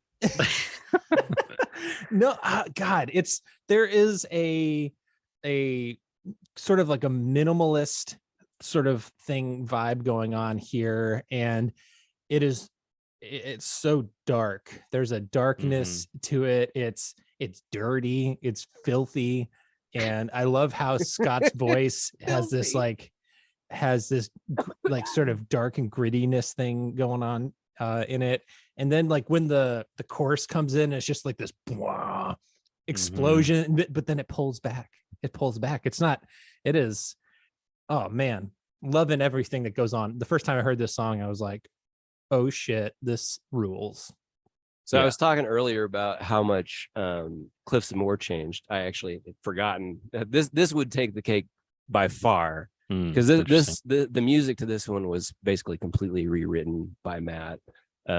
Like we had an initial version of it that, I don't know, I was excited about it at first, but we just couldn't find our. Was this the one that sounded like a couldn't hit cruise our ship band?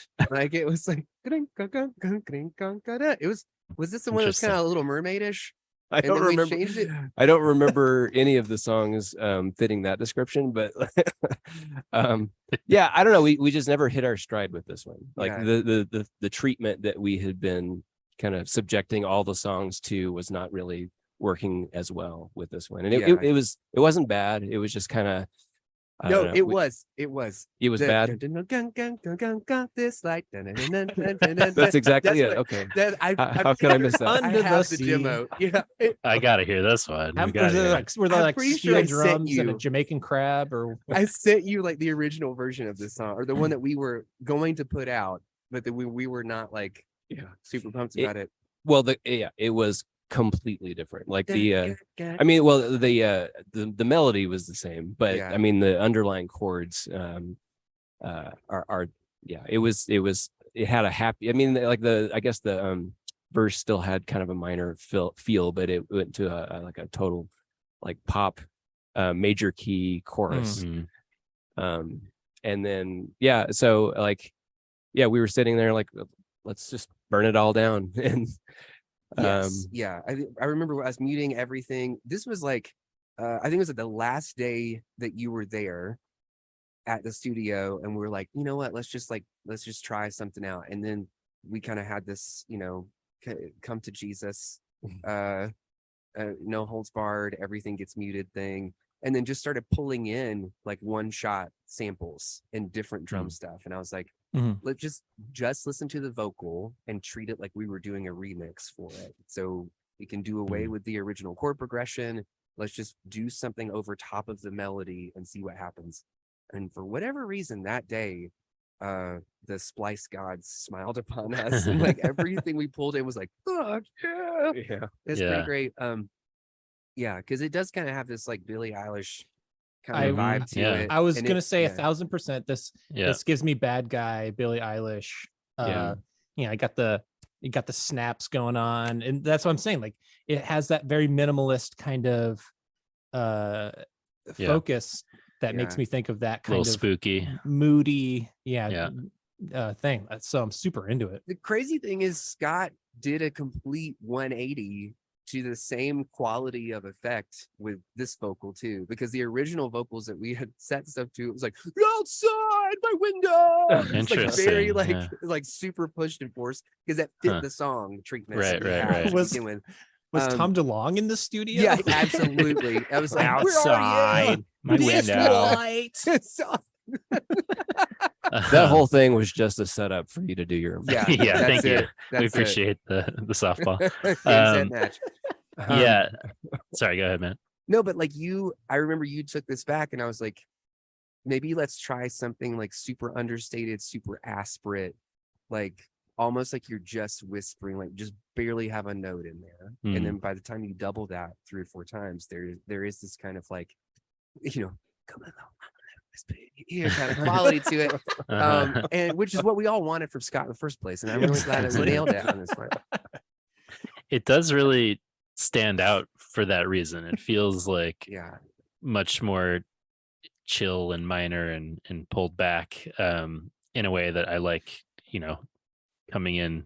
I feel like I'm tooting my own sequencing horn, but I like that it comes in the middle of the record after you've experienced these like synthy soaring chorus highs to kind of pull back on this one, and you're immediately like, whoa, like this is different territory, and Scott's voice is low and quiet. And I really like the sort of break that this allows, and that I mean, that is a perfect little riff. I love that hook.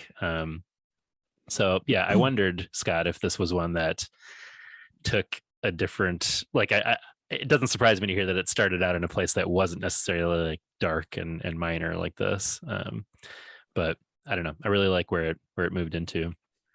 So do I. We had some calypso version. That'll be the remix that we all want.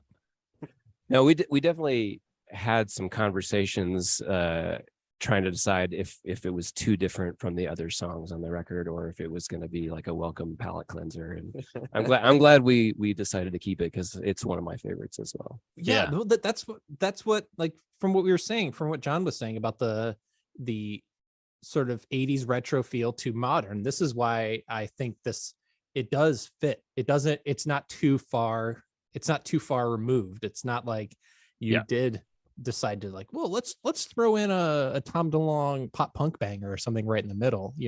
Right. This works, and it doesn't take me out of the vibe of the record. Yeah, I think it's all of a piece. And even when I love the vibe of a project or an album, you don't want 10 songs that sound like the same thing. So I love the moments that are deviations from that, but still like cohesive with the rest. Lyrically, can I send an old demo version over to you guys? Yes, please. Yeah, I mean, I feel like we're kind of at that point now. We're talking about butthole cuts and all kinds of shit.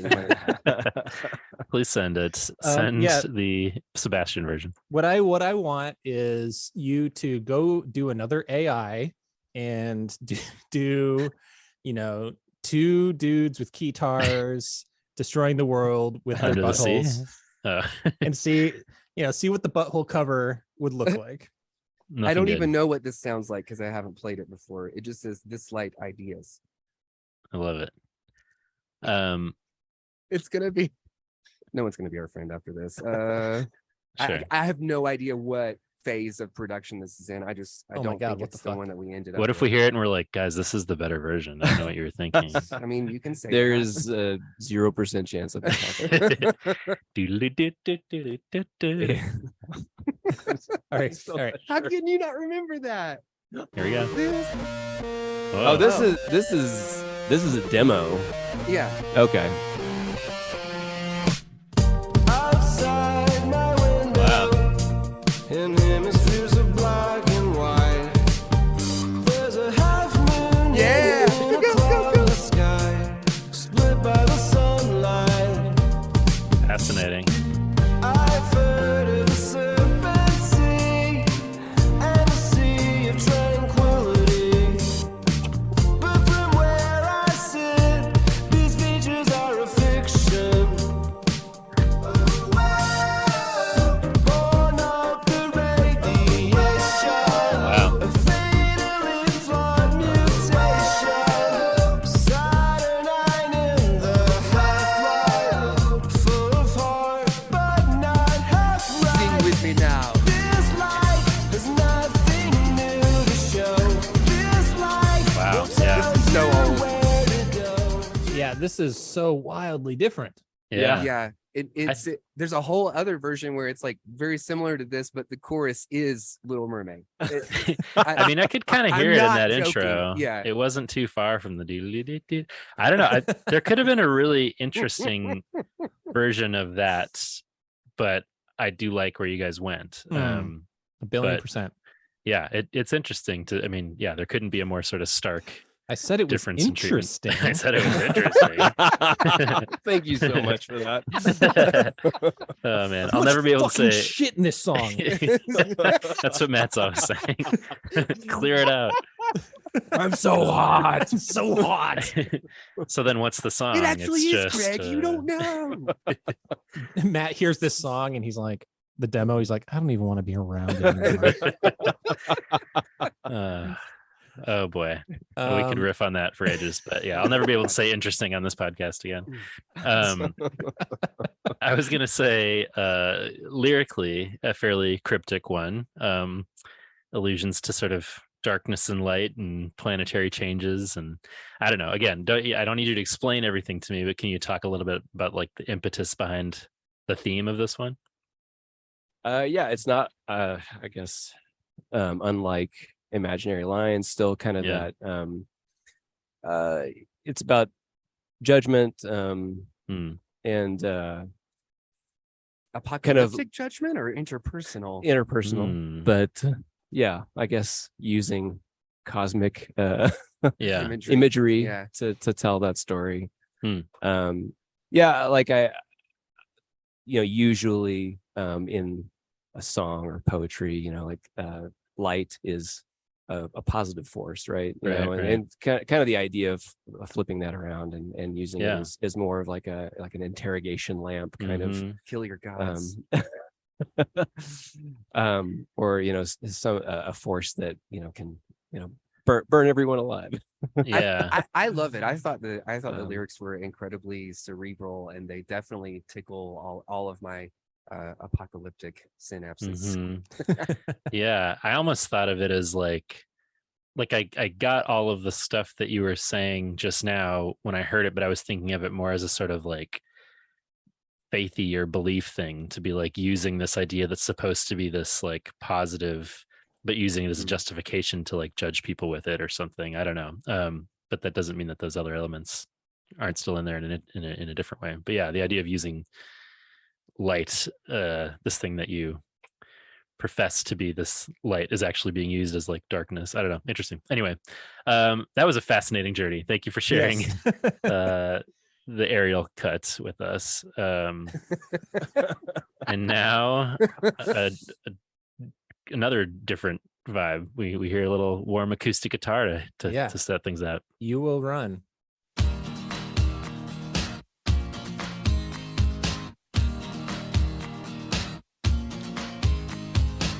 My voice has been an instrument of friction again.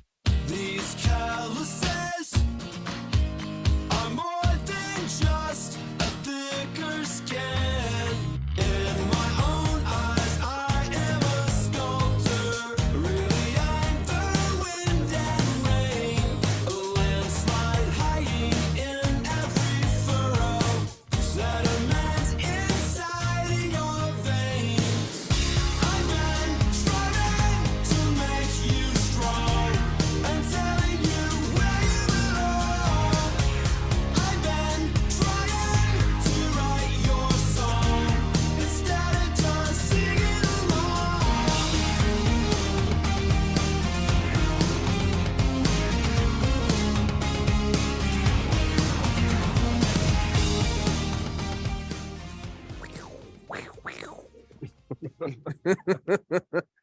Very cool.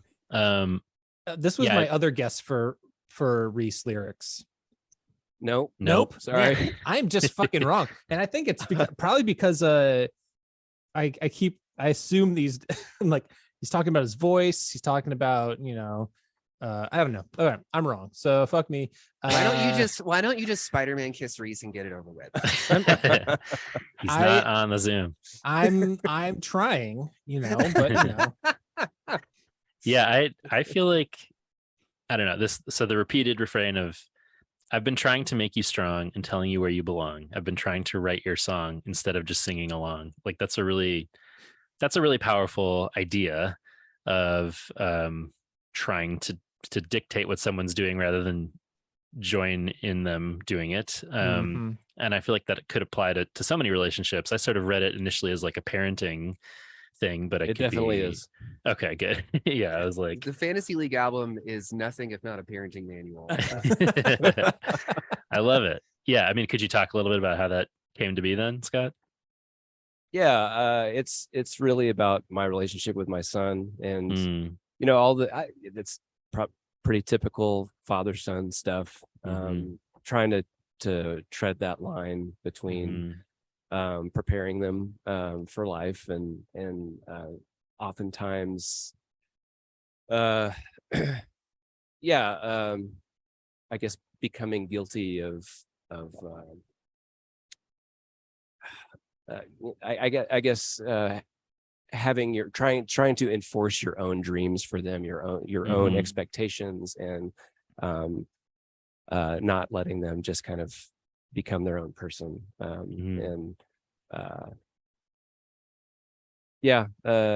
This is one that kind of like Cliffs of Moher, it has a lot of meaning for me.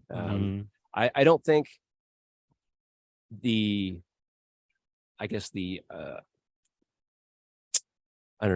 poetic artifice is quite there for this one. So this one, I feel like I didn't state, what I was trying to say quite as, like artfully as I would like.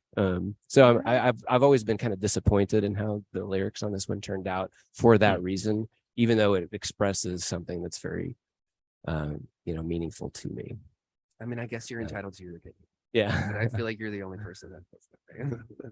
I mean, I will say that it hit me emotionally, assuming it was about parenting for the reasons that you're talking about. So I didn't find it to be one that was like lacking a layer, although I know what you mean, where it's like maybe there's not some metaphor to it. It's fairly like direct, but I really like the message of it. I think it is really moving. So, and the fact that it's sort of paired again with this like sort of naked acoustic guitar on display, like it stands out for that reason. Like we were saying, a lot of these songs have an acoustic guitar element to them in the background or in places, but this one sort of centers it. And I wondered, if that was something that was an intentional decision, like was it guitar led in the demo and you just wanted to keep it that way, or kind of talk about how that, like why this isn't maybe as baked in like synths from the beginning as the other ones are maybe.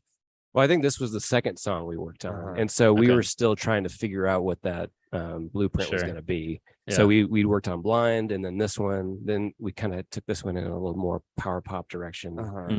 And I at one point I wanted to cut this song because I worried that like it was too different, and like I said, I was kind of in my head about the lyrics and So, but I'm glad we kept it. Like now that I've had some space from it, like I do like the song, and I'm proud of it. I still love the guitar riff that's at the tail of the chorus. I think that's pretty compelling. Yeah, that's super cool. Because in the original demo you had a guitar, and it was like guitar sounded kind of crunchy, and for whatever reason I remember in the studio I was like, let's retrack it. And so you were like, we retracked the acoustic guitar, and then we were like, oh, it just doesn't even sound good, it's too pretty, or it's too and so we just ended up, I think everything on this track ended up getting pretty sizzled, like cooked pretty hard and pushed really hard. It sounds kind of dirty. The production feels I do dirty. like those really sharp cuts though, with all the, the Yeah. like, and so just it's very punchy and sharp and crisp, and I do like that. And I'm gonna do what John says hasn't been trying to do is and ask about what something means, because I'm curious what "You Will Run" means as it relates to the message of the song about trying to let your son be, his own person. What is that? It's a bummer. It's well, first of all, the original version had a different chorus, and that was the refrain, was "You Will Run," and ended up ditching that and rewriting with a different lyrics and melody, and but I don't know. I think I always intended to change the title, and the original title was "You Will Run or Else," and I was like, Scott, yeah, that's too much. So no, aggressive. just like this fear as a parent that your mistakes will eventually alienate your kids from you, and that they'll run away. Not like literally, like a like run. I love everything you guys have had to say about these tracks, because this song lyrically for me feels really important, and I love the way the lyrics turned out. I feel like the music could not be what it is.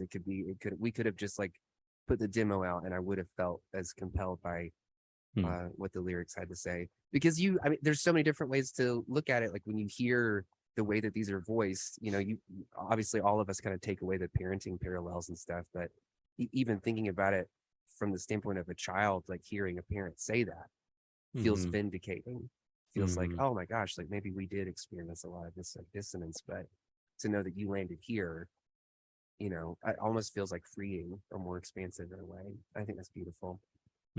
Yeah, I agree. This is a song that I needed to have this meaning pointed out to me, because as a non-parent now, I'm like, oh my God, it's so obvious. But yeah, and it's something I can't relate to at all, but I can only sympathize with that fear.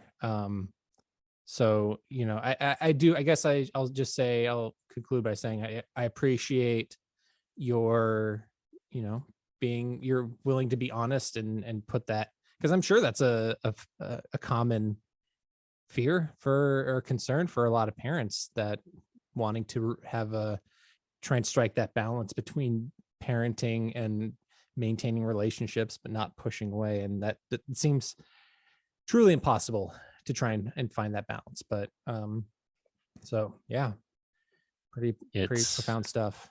It worked for this dad. And now a cover of the song "Butterfly" by Crazy Town. Yes. Come my lady, come my lady.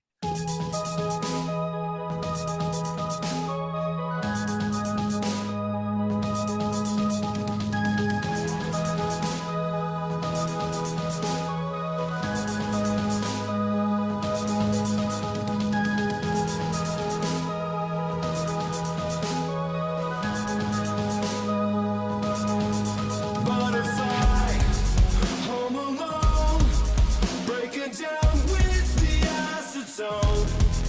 Don't deny what you grow, hiding under your chromosomes. Oh, some nights you wanna see on the other side of the mystery. Wouldn't you rather be on the side of the eulogy? Haven't you been long gone, but you can't stop leaving? Still looking for a steady hand to pour raindrops on a wasted Eden. Oh, what else could the rain be for?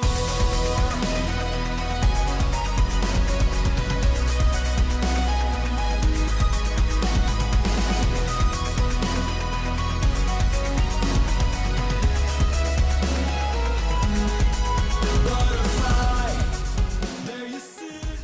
So satisfying. Oh, it's so good.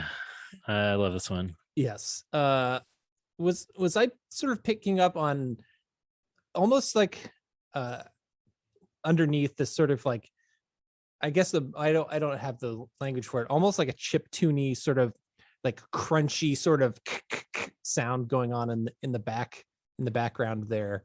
Yeah, I think there is some kind of like chiptune percussion track happening with the drums in there. I'm super into that. Yeah. So go ahead. I was gonna say this is a Matt song. Okay. Yeah. Oh yeah. I think this is the only song that I like. This is the only demo that I threw in the pile for Fantasy League stuff, and I feel like Scott just like gave it to me because it's the only one. No, that is not yeah, true. yeah, okay, whatever. Obviously, it's amazing. These are my favorite lyrics on the whole album. Honestly. So these are your lyrics, Matt? I think so. Yeah, they are. Cool. Yeah, I love a lot about this song. I feel like that, you're talking about the chiptune thing. I was going to ask about the sound of that sort of ascending hook of the like ding ding ding ding ding ding. Like, how did that come to be? Because I feel like that has a very particular sound to it. I think this was like, I think this song started out as like an old Eleventyseven demo, and then when we were when like the album was we were starting to like throw songs together, I was like, oh well, here's this thing. It doesn't quite sound like Eleventy because the instrumentation feels a little too traditional. So maybe it'll work. And I also like, I didn't feel like it was like an Eleventy melody yet. I feel like it was just like an idea, and thinking about Scott singing it made it in my mind feel a little bit more powerful. Like, oh, maybe this will, like, maybe he is the voice to deliver the message, the singing telegram for the song. But yeah, there was that. And then I think most of this was like, I don't know if there was a ton that got changed. I think it was just a whole lot of trying to get the drum tracks to feel good and live and real, and like a real drummer to actually play it. Yeah, I think there were a couple of like inconsequential, like minor note changes in the melody just to make it fit with my voice a little bit better. But it just didn't need anything else, because that's the way Matt writes. He sends out these complete works that you can't do anything to improve. Yes, not even real. I do. Yeah, it's interesting that you both mentioned that sort of live drum sound, because I feel like that's the first thing that stands out to me, is a sort of big reverby snare, and I love it. Like, it sounds different and exciting and sort of settles into this groove. There's these sort of plunky, hopeful synths alongside this big drum sound. And then as that hook of the like I feel like that all comes together in a really satisfying way. And I was almost like, oh, is that central hook sort of like matching the theme of a butterfly? Is this like a butterfly flying into the air? It's like sort of what it sounds like to me, just like an ascending melody. I don't know, I really like that. it. Is such a kind way of viewing that. I kind of felt like I got to the end of the chorus and I was like, we have to go somewhere after here. Like, we haven't quite peaked yet.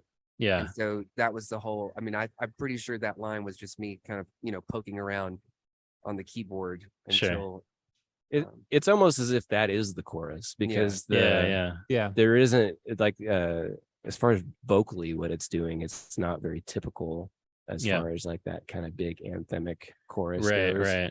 Yeah. Yeah, I could sort of see Matt singing on this one that maybe wouldn't be the same as the other songs on this record, so that makes sense. So the sort it of would be so lame if I tried to do lyrics over that. He's flying up in the sky. Yeah. Butthole cut, here we come. Well, the lyrics though are not particularly uplifting. They're fairly dark and cryptic, I think. So I don't know. Could you talk a little bit about where that idea sort of came from? I feel this feels kind of strange, right? Like, whenever I start songs, a lot of times it feels easy. Like, in my mind, I feel like I'm always this like disaffected teen girl, like writing into a diary, being kind of melodramatic. Andrew relates, bro. Yeah. Keep going. And so at the risk of sounding super weird and creepy, I do feel like there's a part of myself that identifies with that when I see that sort of narrative in other things. It feels like that's the easiest thing for me to sort of tap into. It's like a malaise or a sort of neon sadness that kind of permeates that specific time in life. And I just kind of like working through that. And sometimes the word painting can be really cathartic, like the breaking down with the acetone was like, I just had this image of somebody like doing their nails and like taking off a nail polish, trying something new, trying a new color every Interesting. week, trying to find one that fits or one that might gloss over a pre-existing pain there. I don't know that. I doubt anybody else thinks is hard. I didn't get that specifically, but my favorite line is just that looking for a steady hand to pour raindrops from a wasted Eden. What else could there rain before? I mean, that's beautiful. Yeah.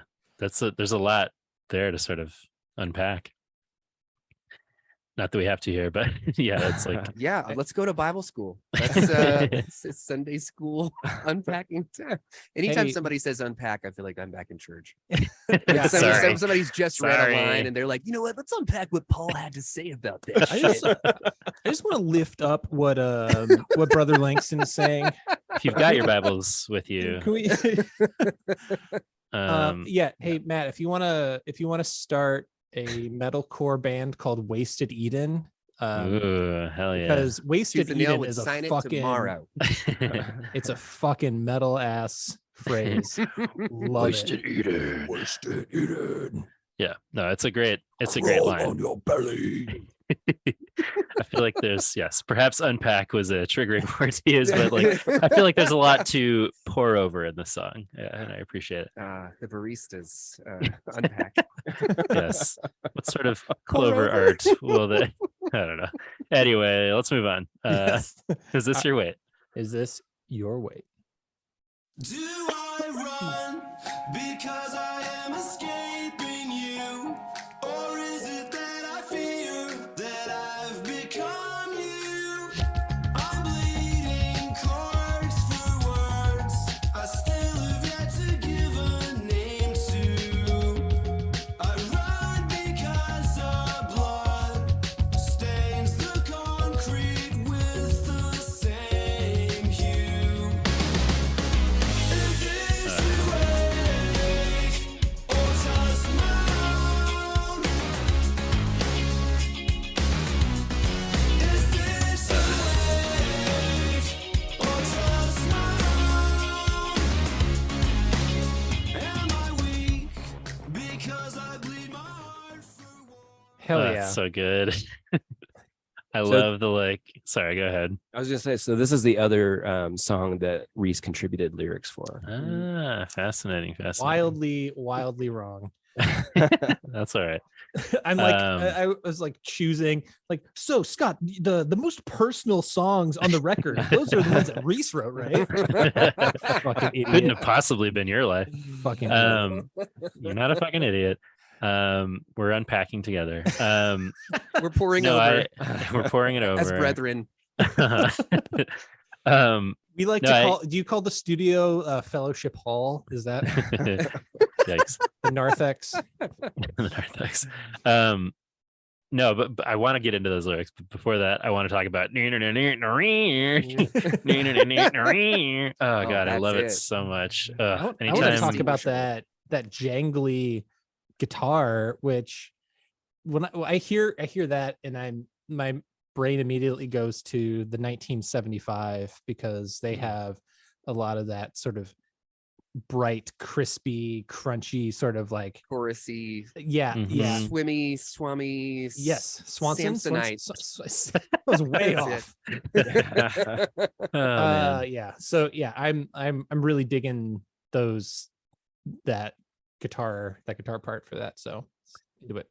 Yeah, I mean, this this feels like a really fun one to me because it's another one that kind of stands out immediately. It's like a cappella from second one, which feels different, and like then this little piano hook at the center. So you're sort of lulled into this like, oh, vocals and sort of simple piano, but then there's just like hits you with this like almost abrasive synth and drums, and it's so good that come in for the chorus. I don't know. I really love the dynamics of this one. It's sort of like pulling back and then snapping into place and going hard and pulling back again. Can you talk about sort of the evolution there of how that came to be? Sure. Yeah, this was one of the earlier ones too, and I think it helped solidify the direction that everything was going to take. Yeah. Because this one also ended up inadvertently having a distinct, 80s vibe to it, like a kind of like Howard Jones is what sort of came to mind for me.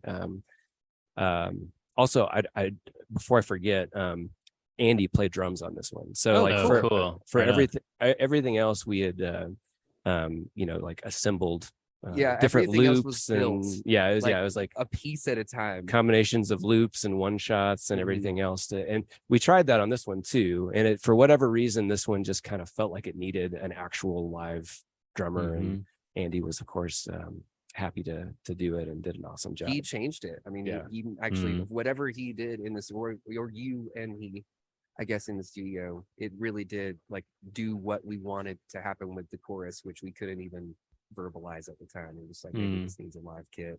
Yeah. But yeah, this one. Go ahead. I was just gonna say, adding in Andy is never not a bad idea. Yeah. No. It. I don't know, like where some of these things came from. Honestly, I don't know if I can. There wasn't anything I was channeling consciously. It just or where that weird syncopated chorus thing came from. But I was really happy with how it turned out in the end. Sorry, this is not very interesting. No, it's great. I feel like the verse is quintessential Scott. Like Matt Langston's never gonna write that bass line. I'm never gonna write that keyboard part, because they both feel like they are their own thing, but they kind of swim together, and then Scott kind of floats like a fucking angel over top of it with his voice. Like it just kind of feels like it all kind of gets tied together, but none of it makes sense in solo. I guess. No, I think that's right. I think a lot of these songs, I keep using the word satisfying, and it's because they're almost like disparate elements, and then when they come into place all together, just like, oh, that feels so great. I was hearing this little part, I was hearing this, and then the coming together and the sort of moving into the next phase of the song is always so satisfying, and this is certainly one of them. I love the sound of this song. And it's interesting. I mean, as you said, Reese wrote, or at least contributed some lyrics here, and it feels like a sort of personal thing here too, maybe. So I won't grill you about its meaning, but it does feel like this idea of, is this your weight or just my own, sort of feels similar to some of the other songs here, something like You Will Run maybe, or other sort of kind of relationship songs where it's like breaking free of the past, or like generational or sort of familial weight that's put on you. I don't know if that's right or not, but one thing I talk about with my therapist a lot is like the heavy coats that you put on, that are like put on you by your family, and then like, how do you take those coats off? And so that it feels like this is in that wheelhouse. That's a great metaphor. We're gonna work that into a lyric for the Bell Cat for sure. Okay, perfect. Good. Yeah, no, I feel kind of the same way. The more that I became familiar with the lyrics, the more I was like, this really is a beautiful sentiment. Because when I just read the demo title, I was like, is this like a fat shaming manifesto? Or like, is this your weight? Is this your weight? God.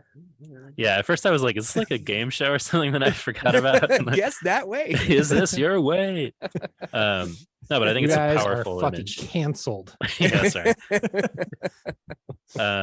Yeah, what a great song though. Yeah. It's interesting. I said it was interesting that you're talking about like John, putting on the coats and things that you It's so yeah, the ways that we carry these different kinds of pasts or traumas or whatever that we feel that might be gifted to us intentionally or unintentionally. That's something I haven't really thought about. That's something I'm taking that to Doug next week. To process that, because sometimes I'm like finding it's like, oh, is this a coat that I can put on actively rather than like someone's giving it to me? I'm just I'm finding more ways to just make myself fucking sad and carry more shit. So we gotta get those coats off, bro. Oh, bro, for real, fucking loosen that shit. Anyway, this is not my therapy session, but sometimes it's right on the line for us. I know. For real. Yep. But what we could all use, I think, is a dance track after that. Deserter. Ooh. Those stabs.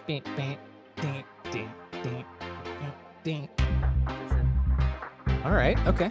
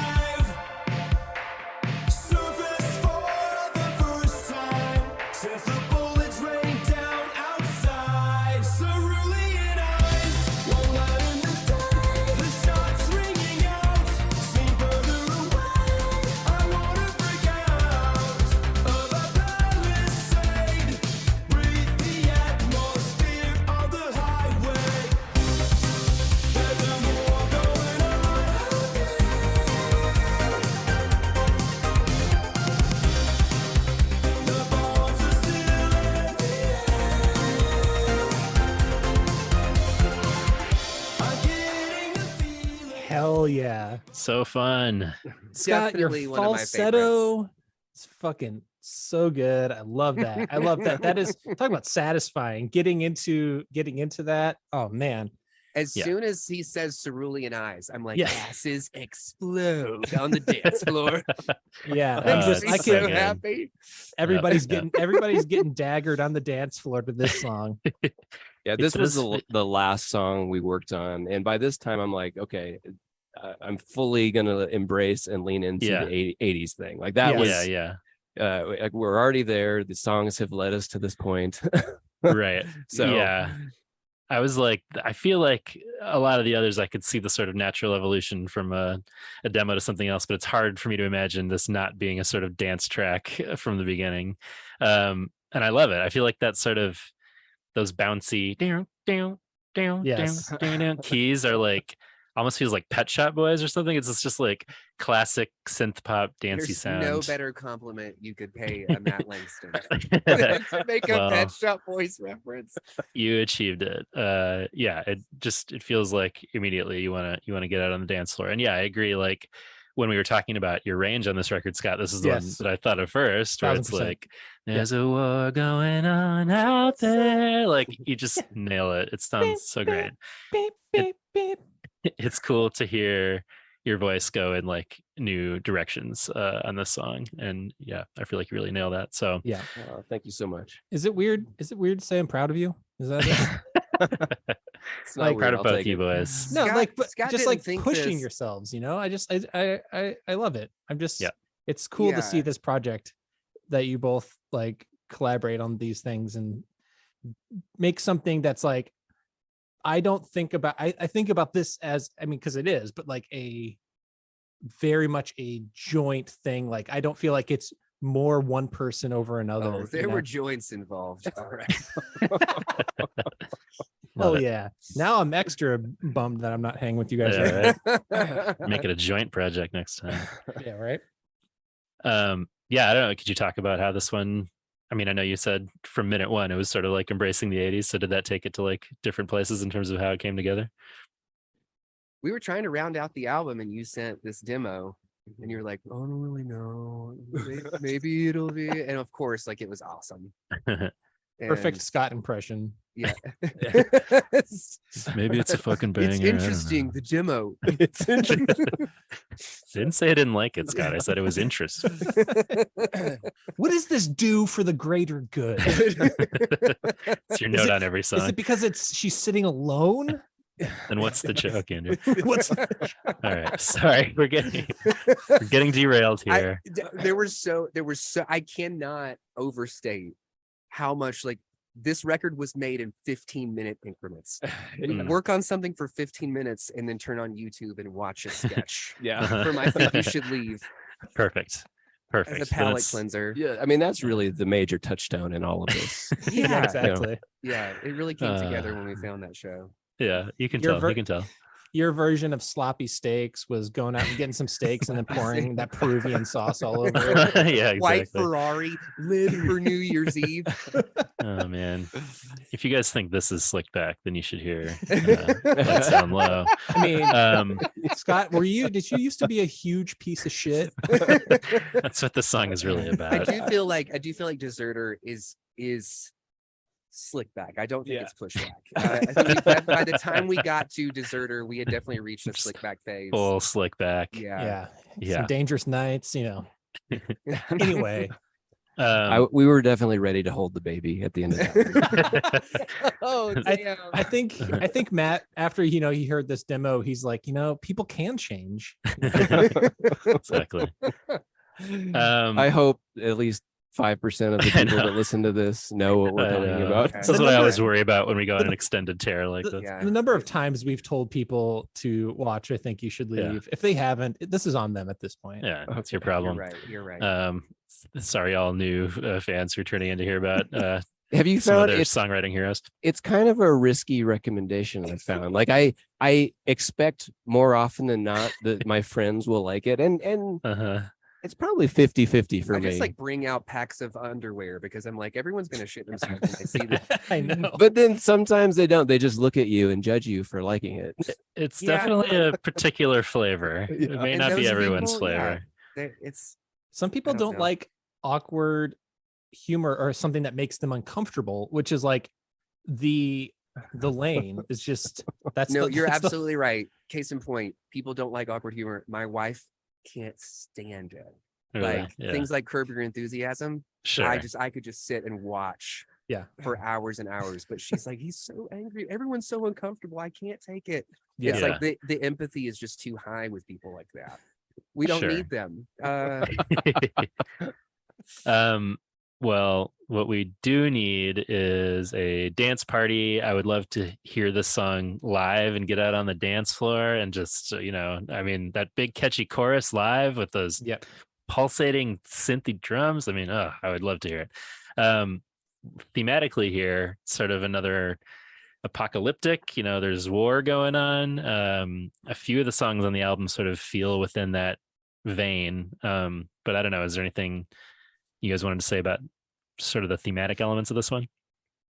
Yeah, I feel like a broken record here. It's Sure. it's similar to other songs like This Light and that other one that I talked about earlier. It's all a blur.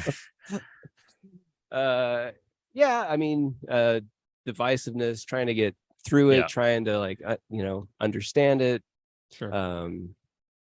come at it from a healthy perspective. Like I mean, it's also some of it was a little bit like the the COVID lockdown, kind of Sure. reemerging from that, and Yeah. trying to make sense of all the relationships that seem to have gone awry, and like Mhm. people's cabin fever, and Mhm. Sure. I don't know if I can put it any more poignantly. No, but- I love Sure. having this conversation because I feel like it condenses, 20 or 30 conversations that we would have in the studio about lyrics. Because all of the songs, Scott and I will go through them with a fine-tooth comb. Be like, is there a way that this can be said differently? Or let's just try for shits and gigs. Let's just try a different line, see how it changes things. And so I do know there was a lot of thought that went into the lyrics on them, but as an outside observer to the album, seeing it all in context, it is probably like lyrically an album that I relate to the most, that I had maybe probably the least to do with lyrically. I just thought that they do kind of coalesce into this narrative that feels cathartic for me of like, oh yeah, everything is sort of chaos and you're trying to find these beautiful little moments in there. And there's nobody better at doing that than us. No, it is a relief to hear from you and from other people that they like the lyrics, because as I've said before, that I'm not nearly as confident with writing lyrics as I am with writing music. And what's ironic about this project is I expected the lyrics to change a lot more, because I have a lot of respect for Matt's lyricism. I expected there to be more changes with that and probably fewer changes musically. But it is, like I say, a great relief to hear. That was maybe the only thing I felt kind of insecure about, like when we were doing the album, because I felt like when we worked on Fast Feeling stuff, all of that got changed so drastically. And most of the time when I'm in the room with somebody, like all the lyrics get a rewrite, or it can just be complete upheaval that you just sort of have to be ready for. And with this one, I felt like I was like, no, I love everything you're saying. And I feel like Scott was like, I don't believe you. I feel like you're a lazy piece of shit. And I was like, no, I think these are all great. And so we would sit there and I'd be like, well, I'm just going to spend 10 minutes here pretending like I'm thinking about this, so that at the end of that 10 minutes, I can be like, Scott, after some thought, I still think they're great. So you can trust me on that. I mean, cosign. I feel like this is a cohesive piece of work, like thematically, lyrically, musically, I don't feel like there's a piece of it that's like not up to the standards of the other pieces of it. So I am here for all of it. And I guess we're gonna close things out now, right? Yeah, because it's coming up on time too for you to go to the NFL. To go to the NFL. The NFL party. I love going to the NFL, and I love going there when the lights are down low. Oh yeah, let's turn those lights way down real low. Oh yeah.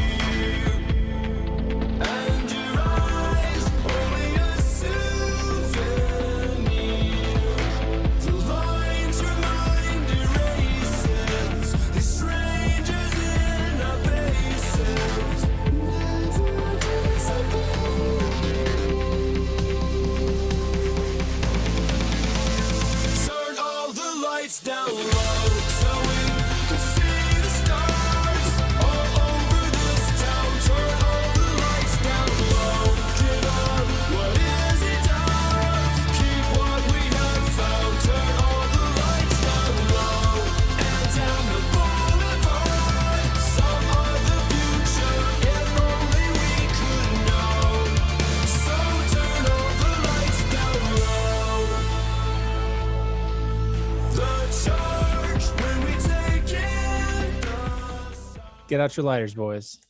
So good. Man, Scott, I love this your song. fucking voice. I mean, like, Sounds I great, know, dude. I to know. reiterate, Like once halfway again, through the verse, I'm like, I'm ready to live in this K-hole. I will just wrap up in this. This one, like I dialed up the 80s drama more than any other song, and I still like second guess, like I think I might have stepped like No. put one No. foot over No. the line. No. No. Disagree. Bullshit. Disagree. Look at us all shaking our heads. Yeah. Fuck you for saying No, that, Scott. you used to be a piece of shit. You're not anymore.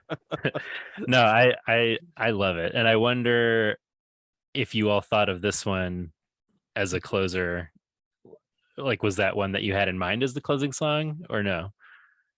I don't think so. I I think mean, Okay. it pulls in like some of the themes from just the previous songs about Yes. losing the war and about the Yep. weight you carried, Yep. so it works perfectly. no, it Yeah. absolutely does. It's one of those things in hindsight, like when we like Matt was saying earlier, when we got your sequence, we're like, oh yeah, this is the obvious choice. Why didn't we think of Yeah. this? Like we've been Yeah. writing different chapters and you actually put the book together. Well, yeah, I only asked because I wondered, it reads so much like the best place to close out to me that I wondered if you had thought of it that way or if I was just bringing that to it. But like, I don't know. I love the chill vibe that it begins with. It settles into like a slower rhythm, which is a little unlike the others. So it feels like a good place to close in that way. But it also leaves you on this, like, it goes to this sort of euphoric Yeah. place of sort of, I don't know. It ends in this like positive, sort of hopeful note musically and thematically.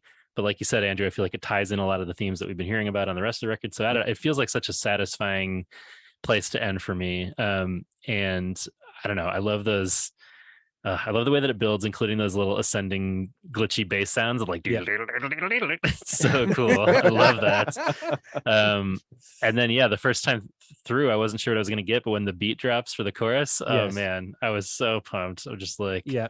again, would love to be out on the dance floor, vibing, hearing that beat drop. Yeah, I mean, I know you're talking about pushing the 80s elements, but were you envisioning it as sort of like a big beat dropping dance floor chorus originally, or did it sort of evolve to that? It definitely evolved to that. Like it was definitely more restrained in the demo version, and then of course Matt comes along and does his thing and makes it bigger and better and all that. Well, so. you had like the very first thing in the song is this cool like little, it sounds like a modular loop, but I think you did it on like Sub Fatty or something. Right? Yes. Yeah. So that was sent through Sound Toys Filter Free. Yeah. So that was really cool. And then I remember like in the studio, we had the idea to put, because you said that you had this old recording or something of when you were in Rome. It wasn't that old. We added that later. So the kids and I, Stephanie and the kids and I went to Italy last spring, and I made some just voice recordings like from on my iPhone of inside the Vatican, like inside St. Peter's Basilica specifically, and it's so haunting. That's what the and voice is at the beginning of the song. Mhm, That's cool. Yeah, I wondered what that sort of ambient crowd noise was. But again, it feels like a great place to sort of close out, to have that element in it. It feels like a continuation of the last one. So I was kind of imagining them together as a pair. So like, yeah, like you said, Andrew, it's like talking about the war going on. Now this one is about having lost the war. Feels sort of post-apocalyptic in a way that some of these songs do, but it's like, I don't know, I feel like the hopeful lens on it of like, now you can see the stars now that like the apocalypse has happened. And using that as sort of an allegory of like finding the positive, or the things that bring people together in the face of these big wild things that can feel like an apocalypse. I don't know. That's the way that I read it, at least. How I did feel like you this sort is of? one of your greatest strengths and one of the most beautiful gifts that you give to the world. To like, I hope that there are other people who have the opportunity to have you appreciate their art, because you do it in such an articulate way and in a way in which people feel so seen. There is a warm enveloping quality about it, and I really appreciate that, especially coming to the close of like the album and the commentary and everything. This has been a gift to me, just to hear somebody talk, like just appreciate the kind of work and thought that went into making the album. yeah, it's warming my heart. You're not a piece of shit. The ultimate compliment. Thank you. No, I would echo all of that. If I could just have you explain all of my songs to other people, then my mom. they'll Sure. they'll sound so much more meaningful and profound than I could ever put it. Well, just send this to them and warn them that there's a lot of butthole talk in it too. But yeah, unless they're into that, yeah, then, sure. Hey, if you're into that, then you'll be like, guess what? Lots of butthole talk. we are, that's what we strive to do here on MagPod, and you guys give us the gifts of art that we love, and we try to give the gift of thoughtful analysis and talking about it. So I don't know, I am a huge fan of each of you. We both are. We're a huge fan of this record. I hope many more people find it if they haven't yet, and are able to unpack and pour over the content in the way that we have. But yeah, I agree with Andrew. I'm fucking proud of you guys. I really love this album and this sort of partnership as it's taken shape in Fantasy League, and I hope there's more. Can we hear anything about whether there will be more? Oh, I intend to. Yeah, why not? If Matt's down, then Hell yeah. I'd love to do more. Yes. So live shows confirmed, vinyl release confirmed. Yes. Demo tracks are going to be released at the very least. Here. I feel like at the very least there should be a legitimate butthole guy, because there are so many demos, and they really did. They came such a long way that it was fascinating to hear some of the changes.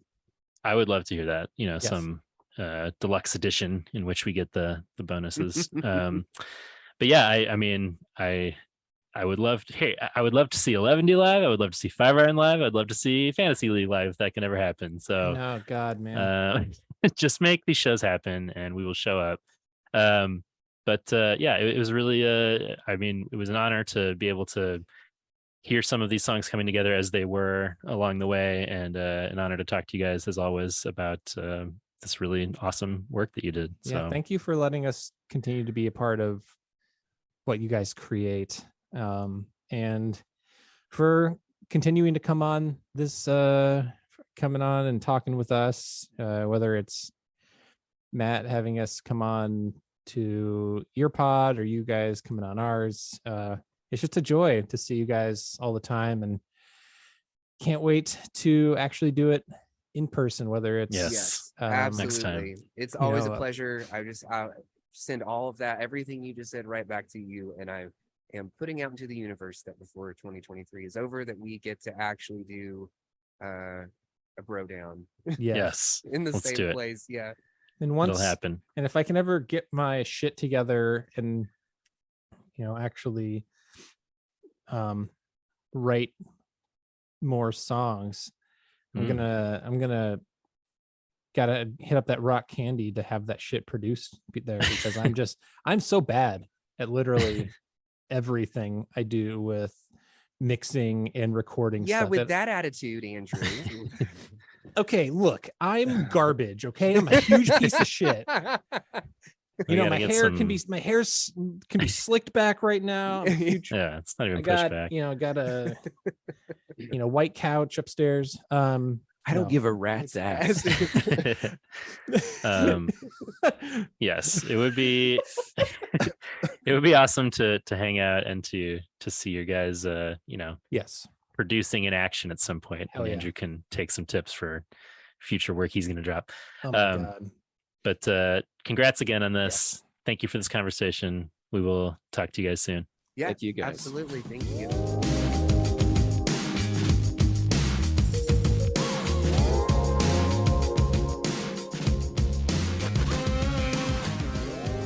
Yes.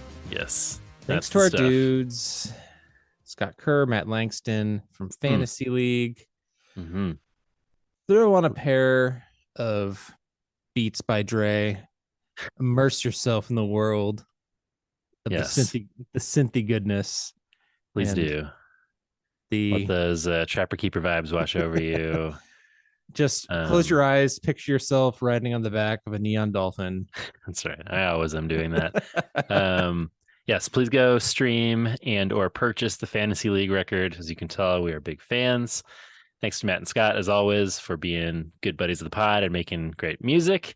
If you want to go check out a 2-part edition of this conversation on the 11 Life pod, feel free to do that. Get a different experience of this conversation. But thanks, as always, to those guys for giving us their time and just being good guys. So Yes. Follow and subscribe to our pod if you haven't done that already, and give us a rating or review. Let us know what you think. I don't know why I did these 2 things out of order, but I did. Let us know what you think about fantasy we're out of league. practice. Yeah, we're gonna, getting on that it's fine. bike, getting my sea legs back. I don't know. Too many metaphors here. Let us know what you think about this conversation, about the Fantasy League record over at Magnified Pod on Instagram, Facebook, and Twitter. You can email us at magnifiedpod@gmail.com. You can leave us a voicemail at 872-762-4763, 8727-MAGPOD. That's right. Send us those voicemails, those voice memos, those emails about Fantasy League and your thoughts about them. You can support us at patreon.com/magnifiedpod. And you can pick up some season 4 merch at magnifiedpod.storeenvy.com. Thanks to Small Step Records for sponsoring us. Check out smallsteprecords.com to learn more. And thanks to shadow producer Jason and Bruno at Unoriginal Vinyl for our artwork. Well, I think you hear the voice of the spirit begging us to shut the fuck up. We'll be back to try to make you go astray next week when we'll discuss Joe Christmas's Upstairs Overlooking. Ooh, yeah. Give it to me. 1, 2, 1, 2, 3, go!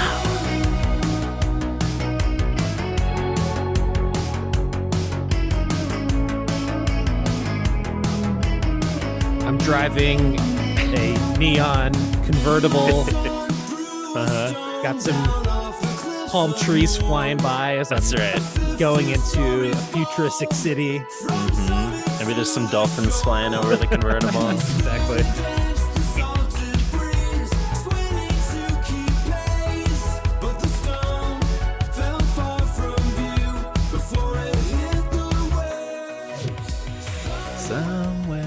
And then a flying V guitar descends from the heavens. That's right.